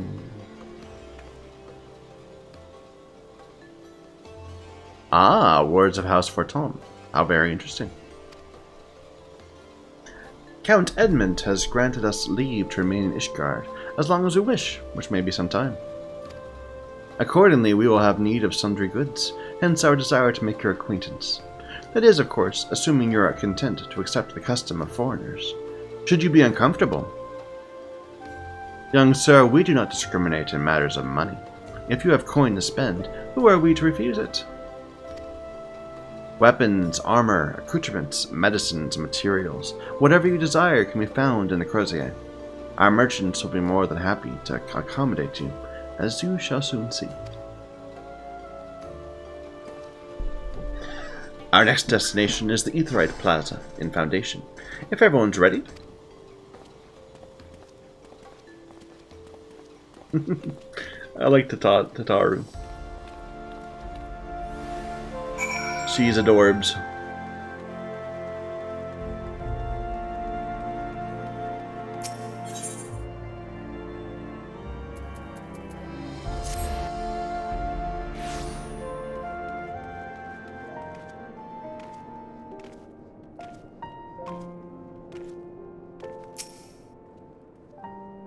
And here we have Foundation's Aetheryte Plaza. If you've yet to attune to the Aetheryte, it'd be wise to do so now. Okay.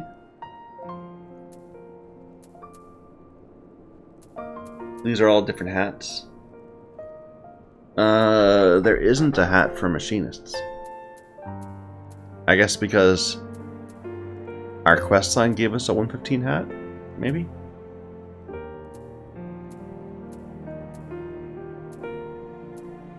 I can't help but notice there is one for Reapers, apparently.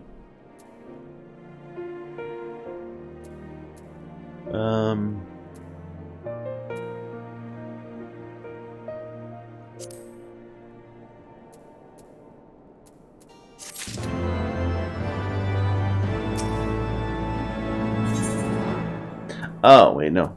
Okay, so this would be our hat. The Machinist hat. They're just giving us to us in sequences.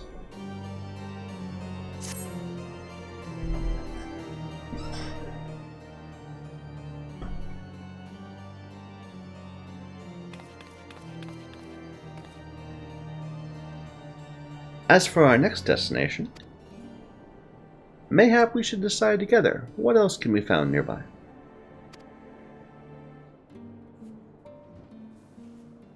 The Skystone Manufactory stands to the west. There our engineers conceive and manufacture weapons for use against dragons. The holy stables where chocobos are trained for war also lie in that direction.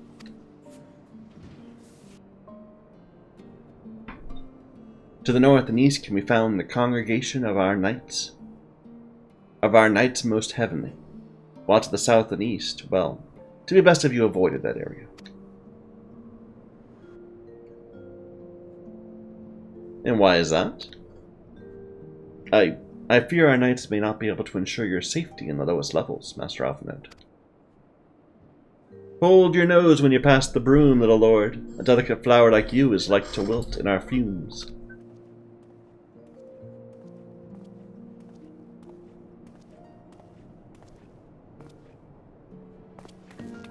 You misjudge me, sir. I'm no lord, but a humble traveler. Oh, come to see the sights, have ye? Take a turn down the Hopland and gawp at the statues. Well, if you have a mind to learn how the better half live, come and have a drink at the Forgotten Knight. If you're a nursemaid, I'll let you. He looks a lot like the Lancer guy. Lancer Guildmaster. My humblest apologies, Master Alphinote. Pray pay that drunken lout no mind. Oh, but I must. It would not do to refuse such a heartfelt invitation. I simply must see this forgotten knight for myself. I trust you see the wisdom in this, yea. There are few sources of information more abundant than a bustling local hostelry. Not that I expect to hear any news of our missing comrades just yet. Nevertheless, who can say we might learn of recent events? Then I'm coming too.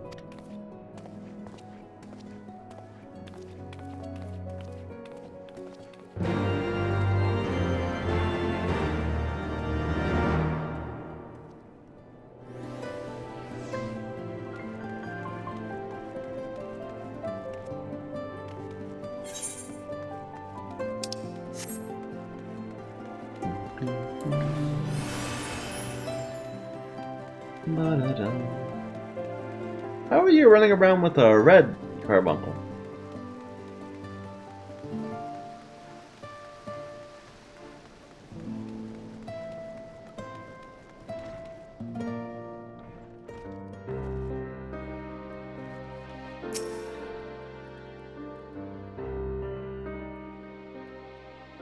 Must say, this is rather unusual. Not just one, but a whole party of fresh new faces in my tavern. We but recently arrived in Ishgard and are eager to acquaint ourselves with her most notable establishments. Master Gibberlant. Just Gibberlant will do. And I'm flattered you think so highly of my establishment. Can't promise it'll live up to your expectations, but if it's decent food and drink you're after, you could do much worse. Judging by the number of customers I see, I suspect your fare is rather more than decent. Speaking of your clientele, I could not help but note a difference between those who frequent the upper and lower floors. Spotted that, did you? Up here you'll find peddlers, porters, off-duty knights, and so forth, dropping in on their way to or from somewhere else. Regulars maybe, but not locals. Folks from the Broom, they tend to congregate downstairs, where we offer a menu more suited to their tastes. Cheaper meals, stronger spirits, all quality mind, but not the sort of stuff I'd recommend to yourselves. You speak of the lowest levels, yes? Why do they call them the Broom, if I might ask? Because when the weather is foul, when the broom rolls in thick, it's the poor sods living at the bottom who have to deal with it. I see. It's not just the weather. When the wyverns broke through the wards and started tearing up the city, it was the broom that got the worst of it, while the pillars enjoyed the protection of the high houses and the temple knights. More than a few people are still sore about that, mind, which is why, considering your present company, I'd recommend you keep your wits about you, if you mean to go below, and something sharp in your boot, just to be sure. I'll take your words to heart, sir. Master Alphinote, I think it'd be best if we return to Fort Tom Manor. You go on ahead without me. I'm staying for a drink or two. Miss Tataru, I'm afraid that's out of the question. My lord the Count would never forgive me if I abandoned one of his charges in such a place, least of all a maiden. What are you up to, Tataru? Look around, Alphinote. This tavern is full of people whose business regularly takes them beyond the gates of judgment. With friends like that, I could practically live here and wait for the newest gossip to come to me. Indeed, but will you be safe here on your own? Oh, please, do you know how often I looked after the waking sands and rising stones by myself? If I had a gill for every unwelcome caller I've driven away, I'd be rich beyond my wildest dreams. I'll be fine. Not that I doubt the lady's knack for fending off unwanted advances, but I'll be damned if I'm going to let anyone lay an unwelcome hand on a patron in my establishment.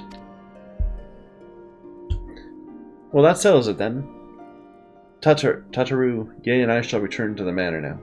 Contact me by link pearl if you require assistance.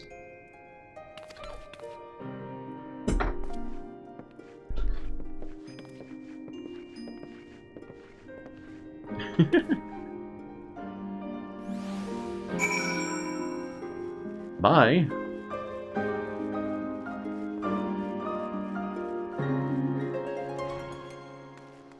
What's this?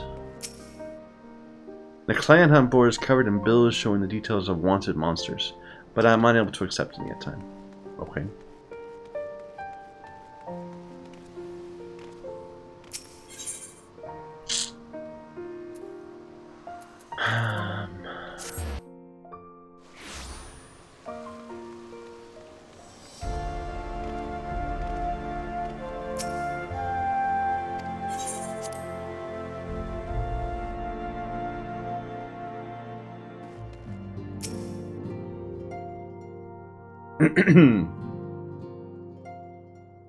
Tell us then, Master Alphinote, does Ishgard meet your expectations? That which I imagined pales in comparison to the reality. I felt the weight of 1,000 years of history with every step I took, and when those steps took me past the scars left by the wyverns in Foundation, I understood how easily that history could end in tragedy. The attack was devastating. The casualties, unspeakable. The wyverns did not discriminate. Unarmed men and women, even children, were given no quarter. Sir Emmerich has ordered his knights to strengthen our defenses. Each house has been called upon to lend what support it can. There's much to be done, but able-bodied men and women are in short supply. Mayhap we could be of assistance, my lord. After all you've done for us, we would welcome an opportunity to repay your kindness.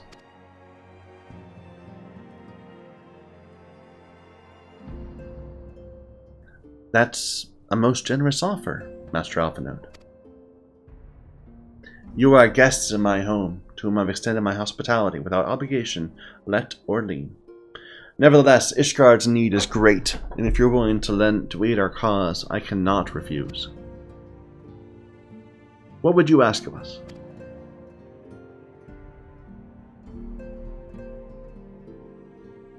From what I have heard, you are an intelligent, persuasive young man. Such qualities may prove useful to us in our efforts to secure provisions from foreign sources, identifying trustworthy suppliers, brokering contracts, and so on.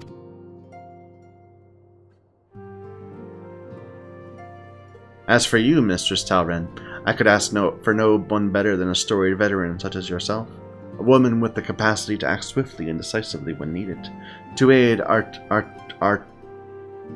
Arturel and Emenelaine in their duties. I beg your pardon. I am more than capable of carrying out my duty by myself. I have no need of our honored guest's assistance. Now, be reasonable, brother. What manner of fool would say no when a famous hero offered to do his work? Hold your tongues. By the Fury, the two of you will conduct yourselves with dignity befitting your station, and show Mistress Talren the respect she deserves. This is the woman who slew Gaius von Belsar, and some half-dozen primals besides. She's not here to steal your glory, or serve as your errand girl. If you can pardon them their impropriety, Mistress Talren, I should be much obliged if you would lend my sons a helping hand. My thanks. Fury willing, they may even learn something from you.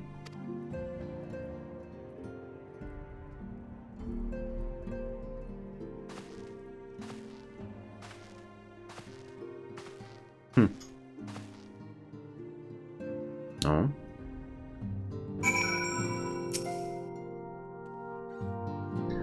'Twould seem we shall not want for employment in the coming days, though that was never in doubt.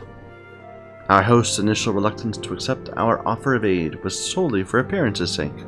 In truth, he is glad of this opportunity to put us to work. By granting us patronage, House Fortam has taken a tremendous risk. Until we demonstrate our worth to Ishgard at large, the Count shall face considerable opposition from his peers. And so he would have us publicly serve Ishgard, while simultaneously keeping his sons in check. 'Tis an arrangement we may benefit from in unexpected ways. My own duties may feasibly bring me into contact with people who know something of our missing comrades. And as you go about helping our two lords with their various responsibilities, you will inevitably make new acquaintances in Ishgard, mayhap even new allies. The more I think on it, the more confident I am that by furthering their goals, we will further our own.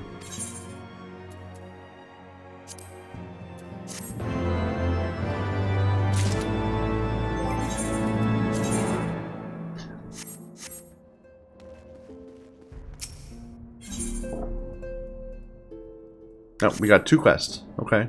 So, help each of them in turn.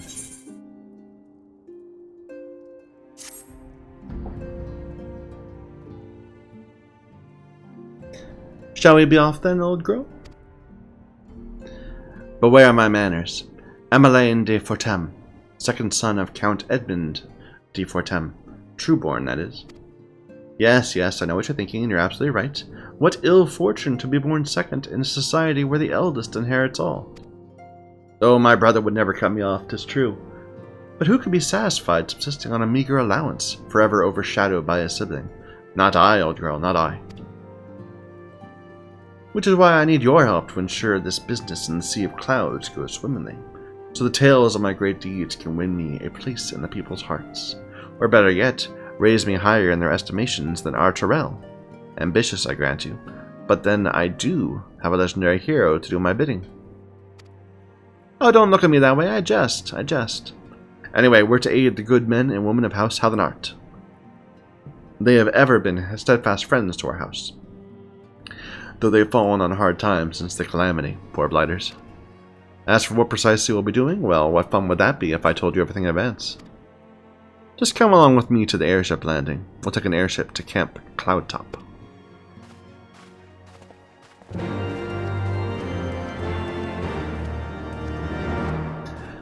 Dum, bum, ba-da-dum. Your thing?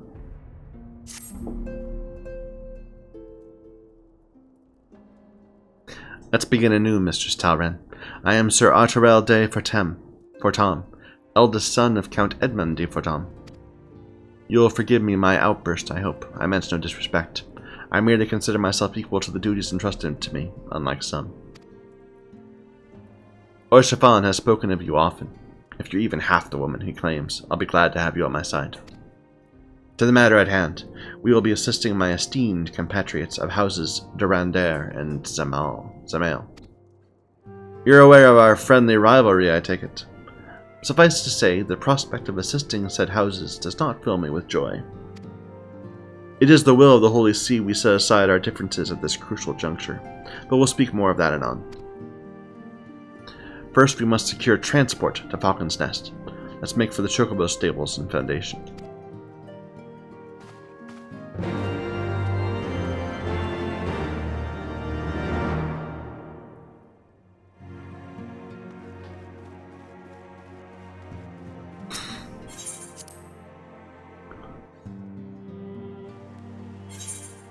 Alright. We have lots of little quests out here now, too.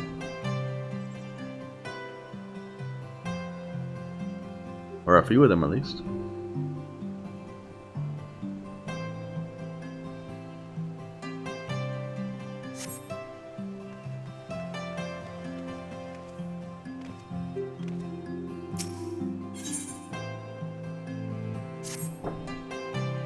Excuse me, adventurer. I'd ask a favor of you on behalf of House Fortan. My lord is hosting a banquet and requests attendance from the other high houses. Take these invitations and deliver them at once. You'll likely not be granted an audience with the lords and ladies of the high houses. Leaving these with guards will do, but they must be delivered. Okay, so we're being taught where the major houses are. We already know the House Hallinart's right here, since this is where Joy works.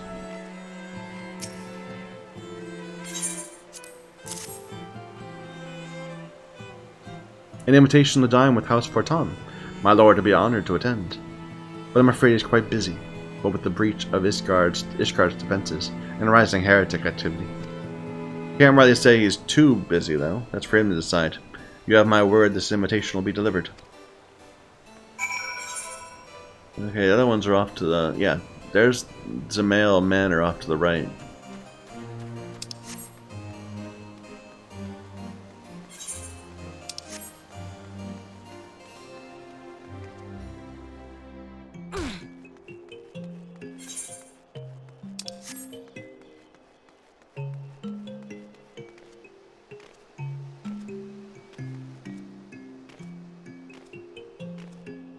This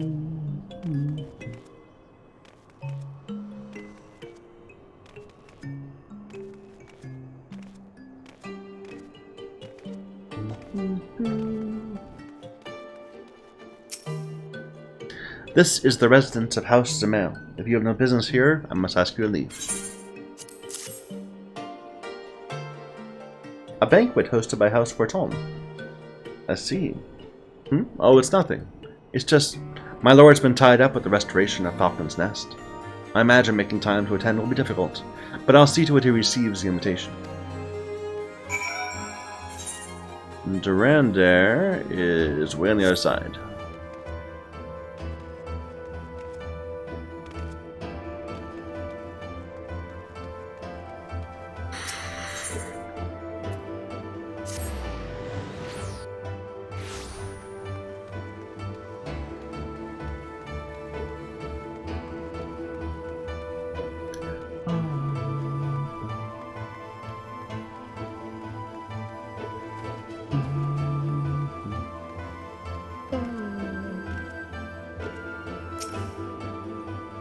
What business brings you to House Durandare?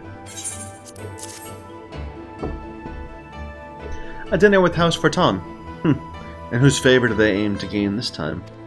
Not that it concerns you, but House Durandare and Forton don't exactly see eye to eye. Little wonder they'd ask you to deliver this missive. But far be it from me to exacerbate matters. The invitation will be delivered. What my lord does with it is not my concern. Here, let's get this quest here while we're walking by.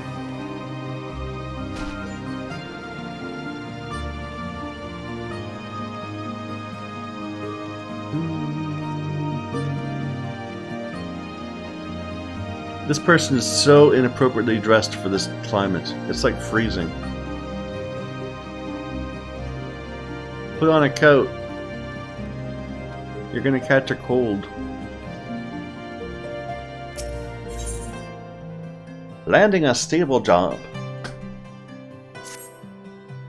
What's this? Looking for a bit of work, are we? You don't look to be one strapped for coin, but I never turn away anyone looking to make an honest guild. Would you mind taking a sack of chocobo fodder down to the Holy Stables and Foundation? The stable master of Sevilla is expecting a delivery. He paid me up front, but fear not. That was merely for the fodder. There's still a delivery charge, and you're welcome to it if you take the fodder down there for me. So these are just breadcrumb quests, making sure that we know the various important locations.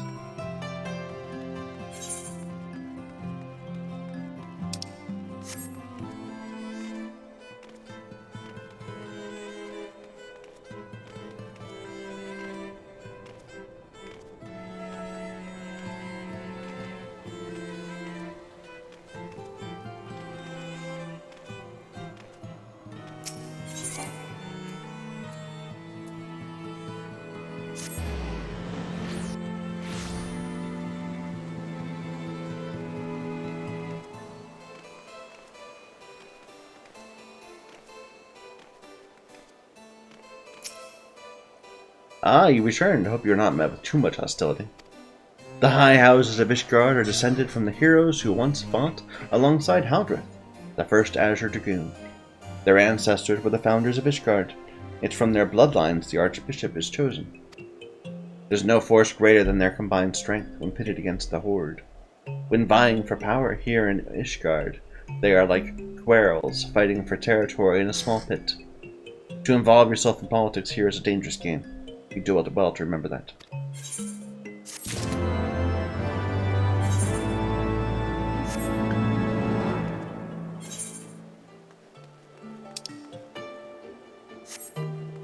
Debating whether to go to that airship landing quest, but let's just finish this.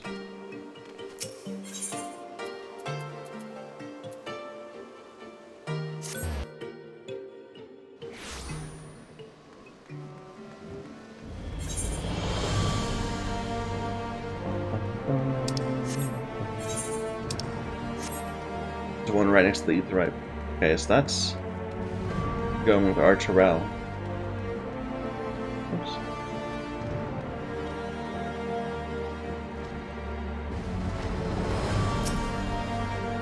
Welcome to the Holy Stables. What can I do for you? Ah, the fodder. Splendid. The chocobos are in for a treat. We specialize in the breeding and training of cavalry chocobos. They must have nothing but the very best.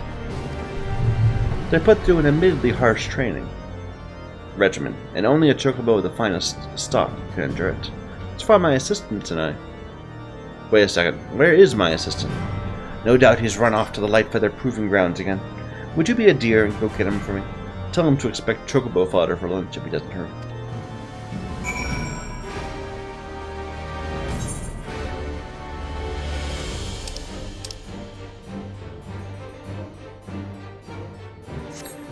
So it's off to the east.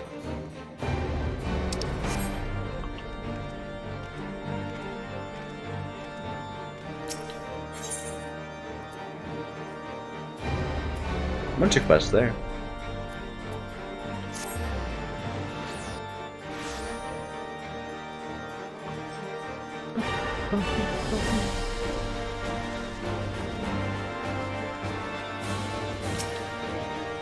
Looking for who? Oh, the stableman. He went inside not long ago. What is this? It's an arena? Hello there! Come for a few matches as well, as I take it. Ah, have you ever seen anything so exhilarating? There's nothing in the world more majestic than the chocobo, spirited and resilient, with plumage kissed by the gold of the sun.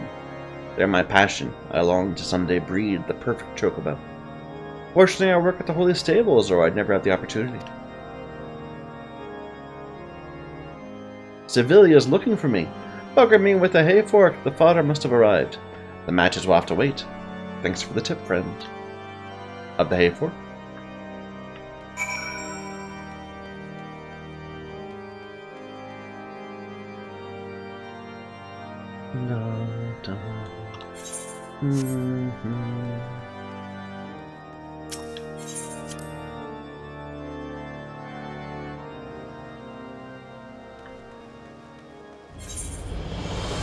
Yeah, we'll grab these quests too.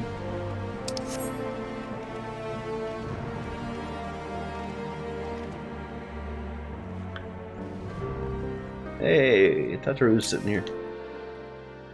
I think waiting tables really suits me. I get to meet all sorts of interesting people, and to top it all off, they pay me to do it. Now, don't go getting the wrong idea. This is purely for our benefit. I'm learning all about Ishgard, and all proceeds are going right into the Scion's coffers.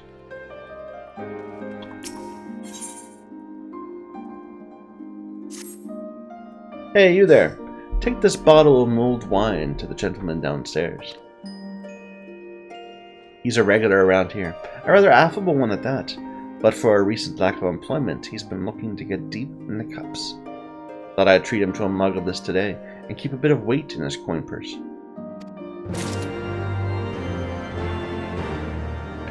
I put the emphasis wrong. Thought I'd treat him to a bit of this today.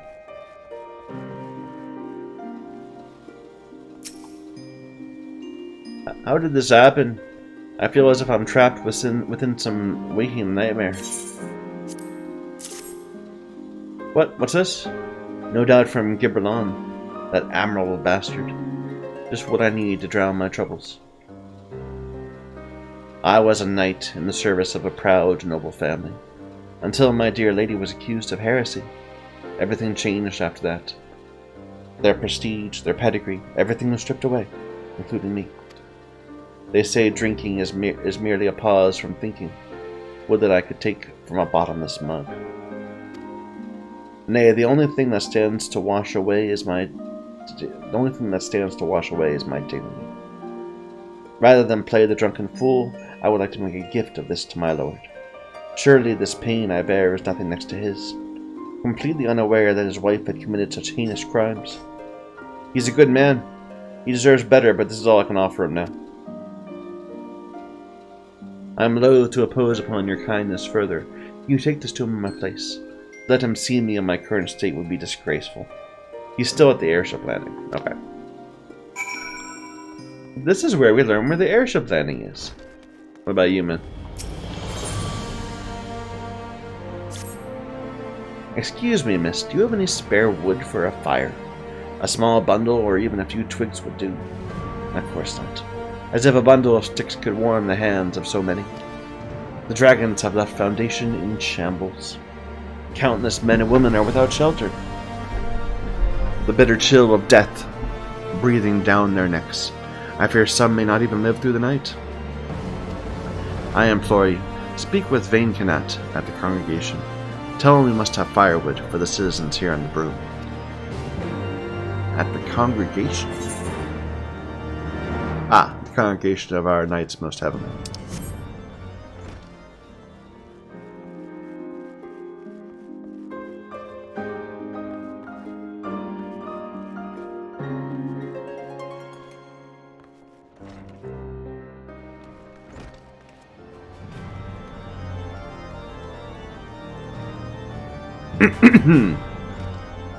You are also not dressed appropriately for this area. What are you thinking?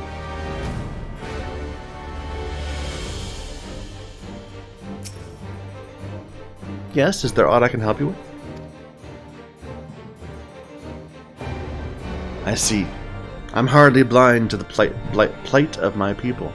But firewood is something of a commodity. There's all these crates, man. Just smack some of these crates down. I cannot hand it out freely as I might otherwise. I may have a solution. During the most recent Dravanian assault, a number of buildings were destroyed. I thought it a grave misfortune, but there may yet be a silver lining. The timber we've collected from these buildings is unfit for reconstruction. Take as much as you like to the broom.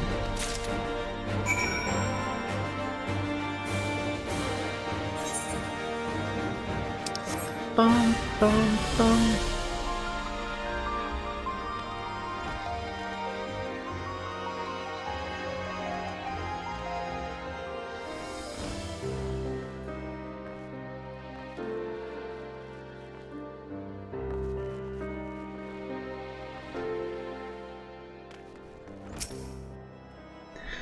Did Vaincanet consent to aid us? Was there any wood to spare? My word, I know not what to say. How did he amass such quantities?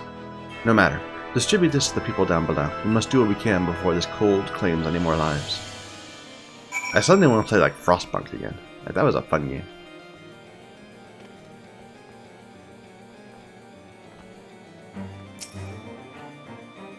It's so cold, I cannot feel my hands anymore. Wood for a fire! Oh, thank you, miss, thank you.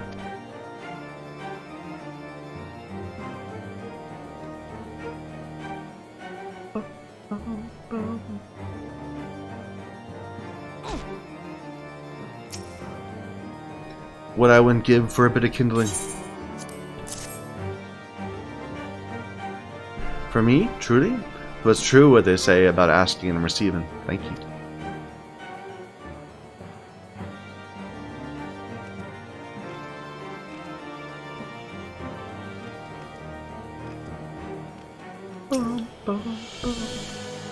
I can bear this cold no longer. Perhaps I should... What, firewood? Bless you, miss, bless you.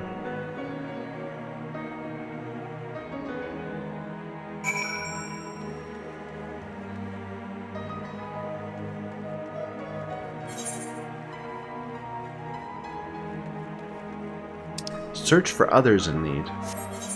Not report back.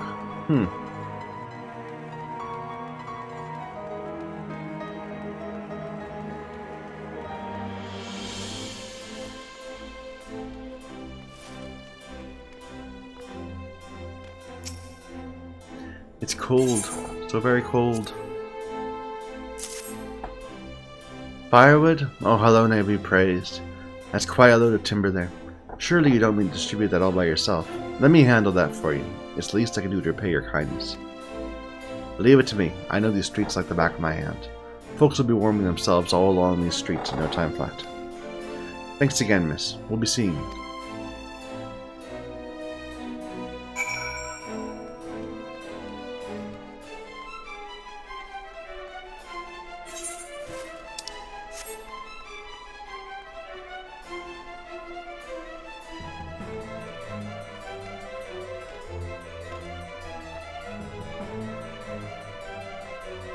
This is a confusing little area right here. The map is kind of weird. So it's good they have a little quest forcing you to explore it. You do our patron saints proud. Let's take what remains somewhere safe. What? A young Ellison girl offered to ration out the rest for you? I'm afraid to say you've been duped. She's a thief and rather well known here in the Broom. She bears no ill intentions, but this is a fair deal more serious than her usual antics. These are hard times.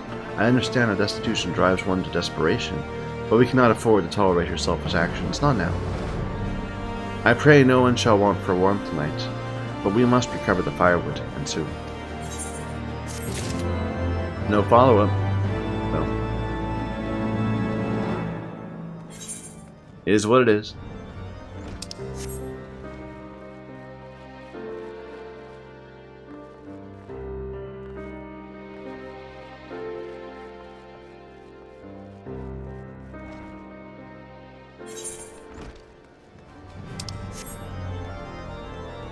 So we have to deliver the wine, we need to report back to the stables. Let's do the stables first.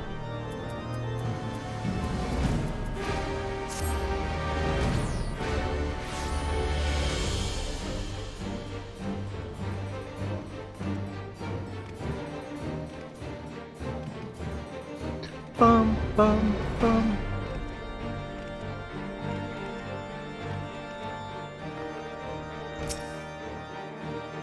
He practically tripped over himself running in here not long ago. Thank you for finding him. He'll have to buckle down if he's serious about becoming a realm-renowned breeder. Though he's off to a good start for having come here. Ishgard is famous for raising chocobos, you know. They've always been the steed of choice in the battlegrounds. The proving grounds where you found my starry-eyed assistant ensure they get plenty of practice. Well, I say it's practice, but it also makes a good show for the folk spectator. You should see for yourself sometime. Nothing like feathers flying from two chocobos fluttering, almost dancing back and forth in the arena.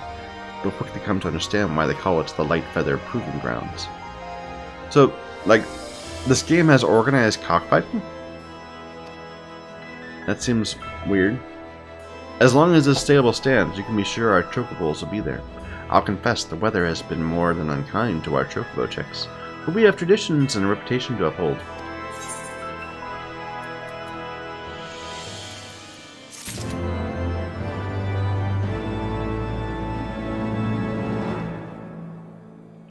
Alright, where's the lord that wants this? Alright, let's go to the Aetheryte Plaza and see what that quest is.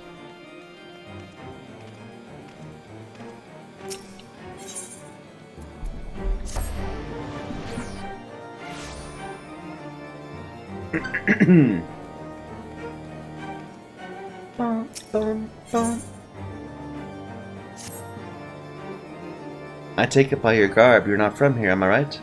The sights of our city must be quite the spectacle. It's a place rich with history, a story for every brick that paves our streets or frames our hearths and homes.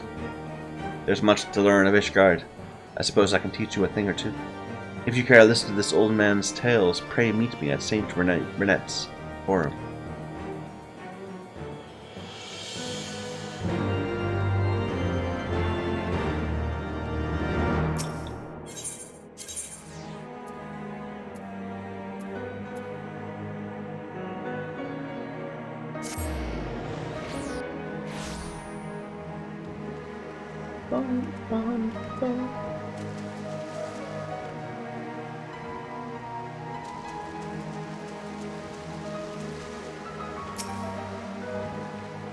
So you've come to partake of my company, eh?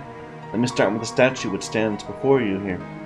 This is Saint Renette, a dragoon of great renown said to have wielded a Gae bowl. According to legend, a dragon slew her beloved, and naught but its blood could atone for what she lost. After much searching, she confronted the beast, and that would be the last time she wielded a lance. Upon exacting her revenge, she cast it aside on the ground where the dragon was felled, taking up the cloth in its place. From then on, she devoted her life to uplifting the poor and downtrodden. I dare say there's never been a man or woman so selfless as she in our history, and so the Ark of the Humble was constructed, that we should never forget her sacrifices. It's perhaps worth mentioning that we of Ishgard take pride in the works of masonry adorning our streets. You'll come to find figures of great esteem and respect immortalized in some fashion at nearly every turn. Let's move on to Saint Valerant's Forum.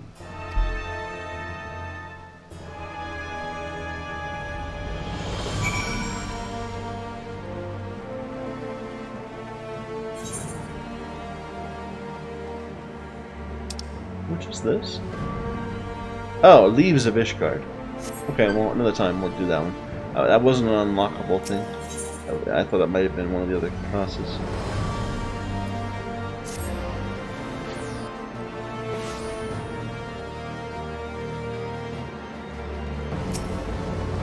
This is, or rather was, the statue of Saint Valerant, a royal dragoon of ages past, who once drove off the great worm Nadog.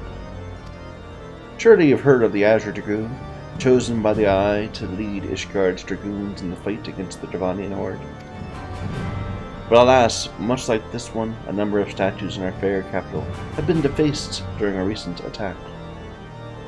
Not that we could ever forget in whose name they were erected, mind you. In fact, one could say these disfigurements are like a badge of honor, earned from a clash with our enemy. Quite remarkable, wouldn't you agree? History being made of history, I'd say. I'm afraid that's all I have to tell you of our dear city, but that glimmer in your eye tells me you wish to know more. Speak with the Regulain at St. Renaud's Cathedral. Renaud. I have no doubt he can regale you with no tale of Ishgard's history.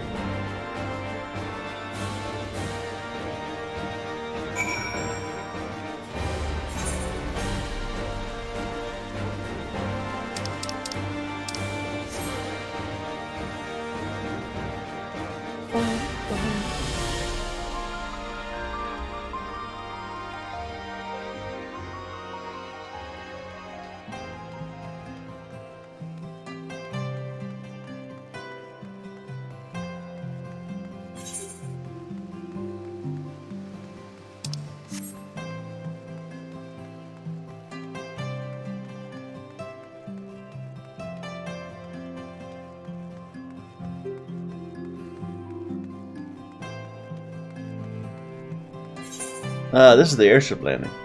I'm entirely in the wrong place. Well, we can at least get this quest. Oh, this is the guy we're delivering things to. Here is your wine. After all that's happened, he still thinks to put me first. Would that I could do more for him, but alas, I have lost nearly everything. My title, my land, my wife. She was accused of heresy, and I did all within my power to advocate her innocence. In the end, there was naught I could do to forestall the hand of judgment. I was a man of great station, yet I never felt so helpless. But the Fury has spoken, and to refuse her is perhaps a greater crime than those thrust upon my beloved wife. If you'll excuse me, it's nearly time to... Where do you run off to? I'm sorry to trouble you, but would you help me look for my son?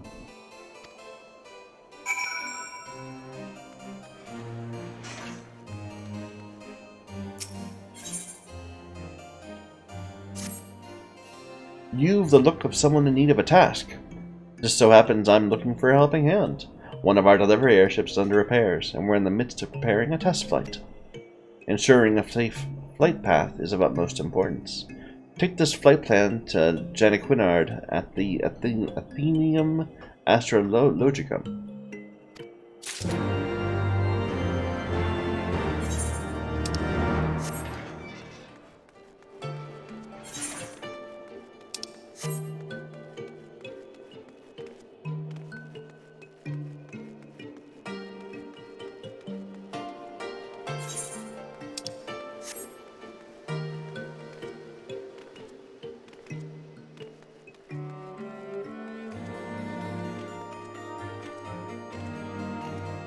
Here's the kid.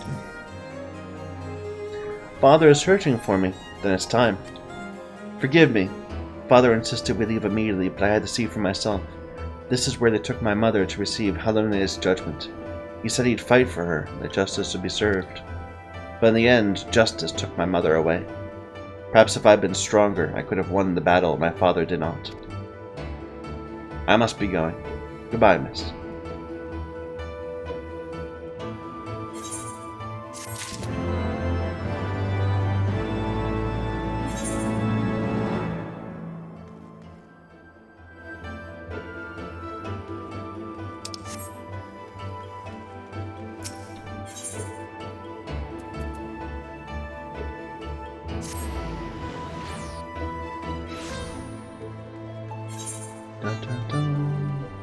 Oh, okay, I went the wrong way.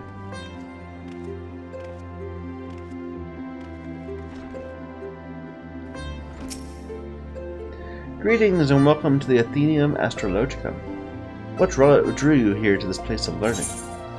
Here is the flight plan for our merchant ship. Ah, a missive for me from Mrs. Cleo. On the test flight, I see. And it leaves us pressed for time. Our knowledge of the dragon's hunting cycles indicates they'll be quite active around this time. I need not tell you what will happen should any of our airships encounter them.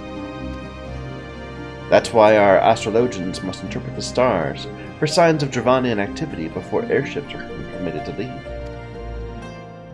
But delaying the shipment would have grave repercussions. Our only option is to hasten repairs. Speak with Fromelo at the Sky Steel Manufactory. Alright, so they're introducing me to the two new jobs where I could potentially become an astrologian right there.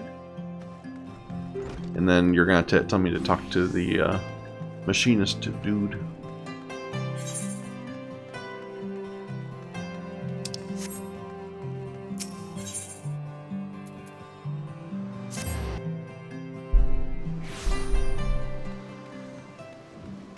So as we do the MSQ, I'm thinking we're going to unlock the other two quests. The other two classes, the Dark Knight and Astrologian. And, you know, it'll be our usual thing to like run a daily, run our roulette, and then continue the MSQ. Hasten repairs of the airship. Easier said than done, my friend. We primarily oversee the production of dragon-slaying weapons, such as ballista and Bertha cannons, under orders from House Valerant. The magitech utilized in these airships is most certainly not within our regular field of expertise. It's no simple matter to rush anything. But I suppose if we're to contend with the Horde, it cannot be helped. Tell Cleo we will do what we can.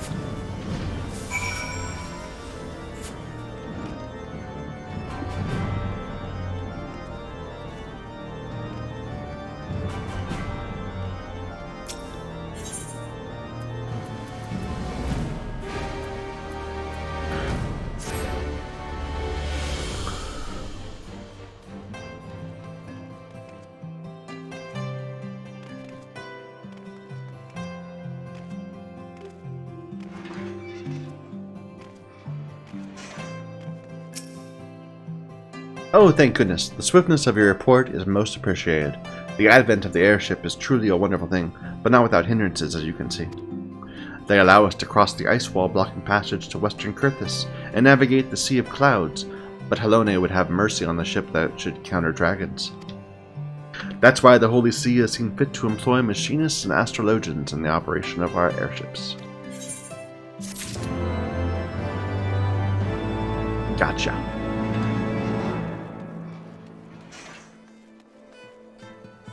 Yes, we're going to St. Remino Cathedral.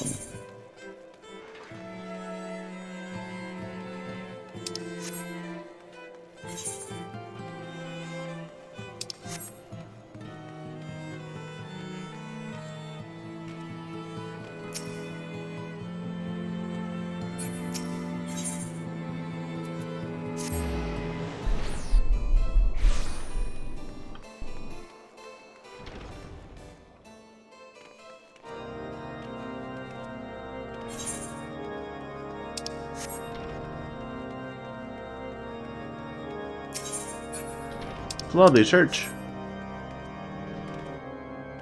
Haven't been to church in quite a while.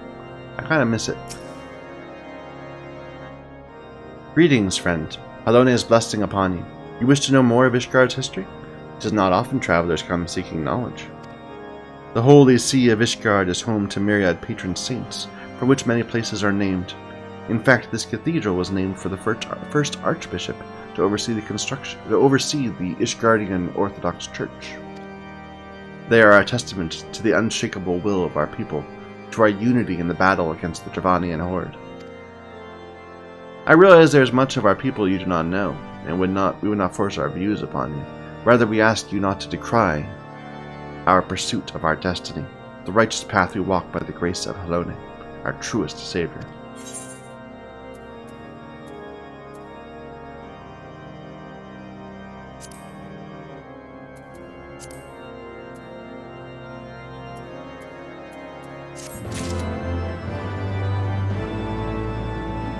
Okay.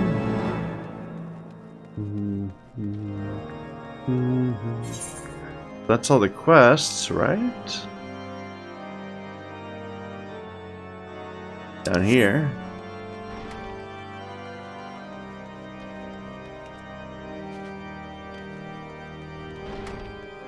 Oops. Sorry, I got distracted.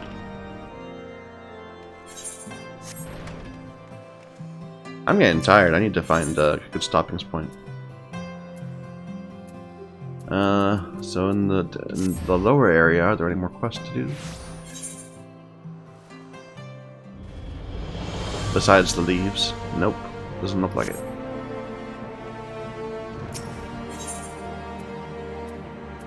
Then on the airships.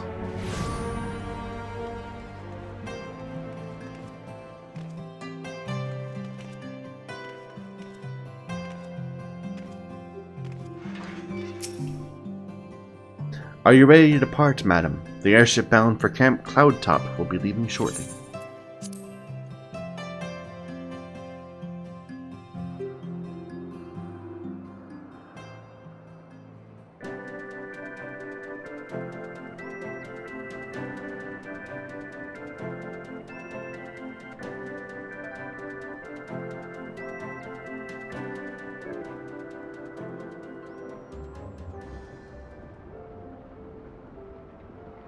Upon an airship, conceived within the fecund mind of Cid Garland, renegade prodigy of Garlemald, who had come to call Eorzea home.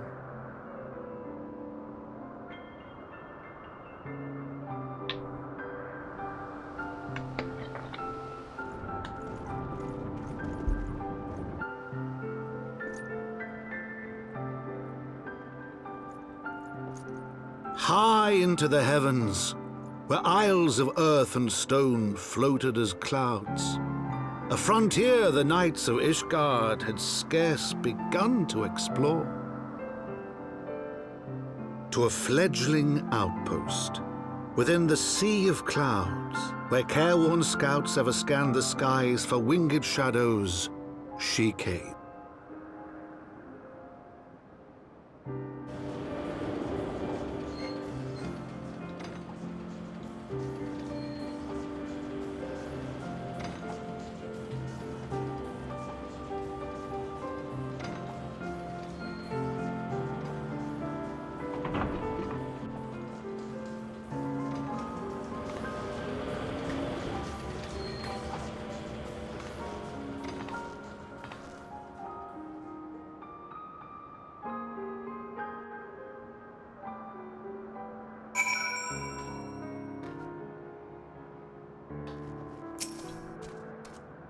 Awfully cold up here. I mean, Kurthus may not be blessed with the warmest weather in the world, but compared to this, it seems positively balmy. And of course, our hero is wholly unperturbed. You don't have to maintain that strong silent persona all the time, you know. Never mind. We need to find Lady Laniat. She's in charge of the garrison here. When we find her, just follow my lead, yes? I have an item in my inventory. What is that? Ah, this hat. I'm guessing we don't have any room. Yeah, we need to deal with our chest at some point.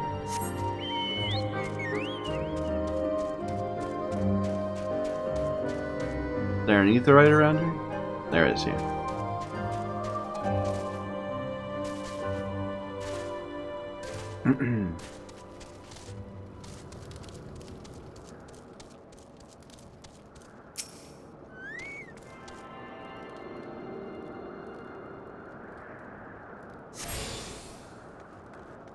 Alright, I think I'm actually going to stop, and we'll continue next time.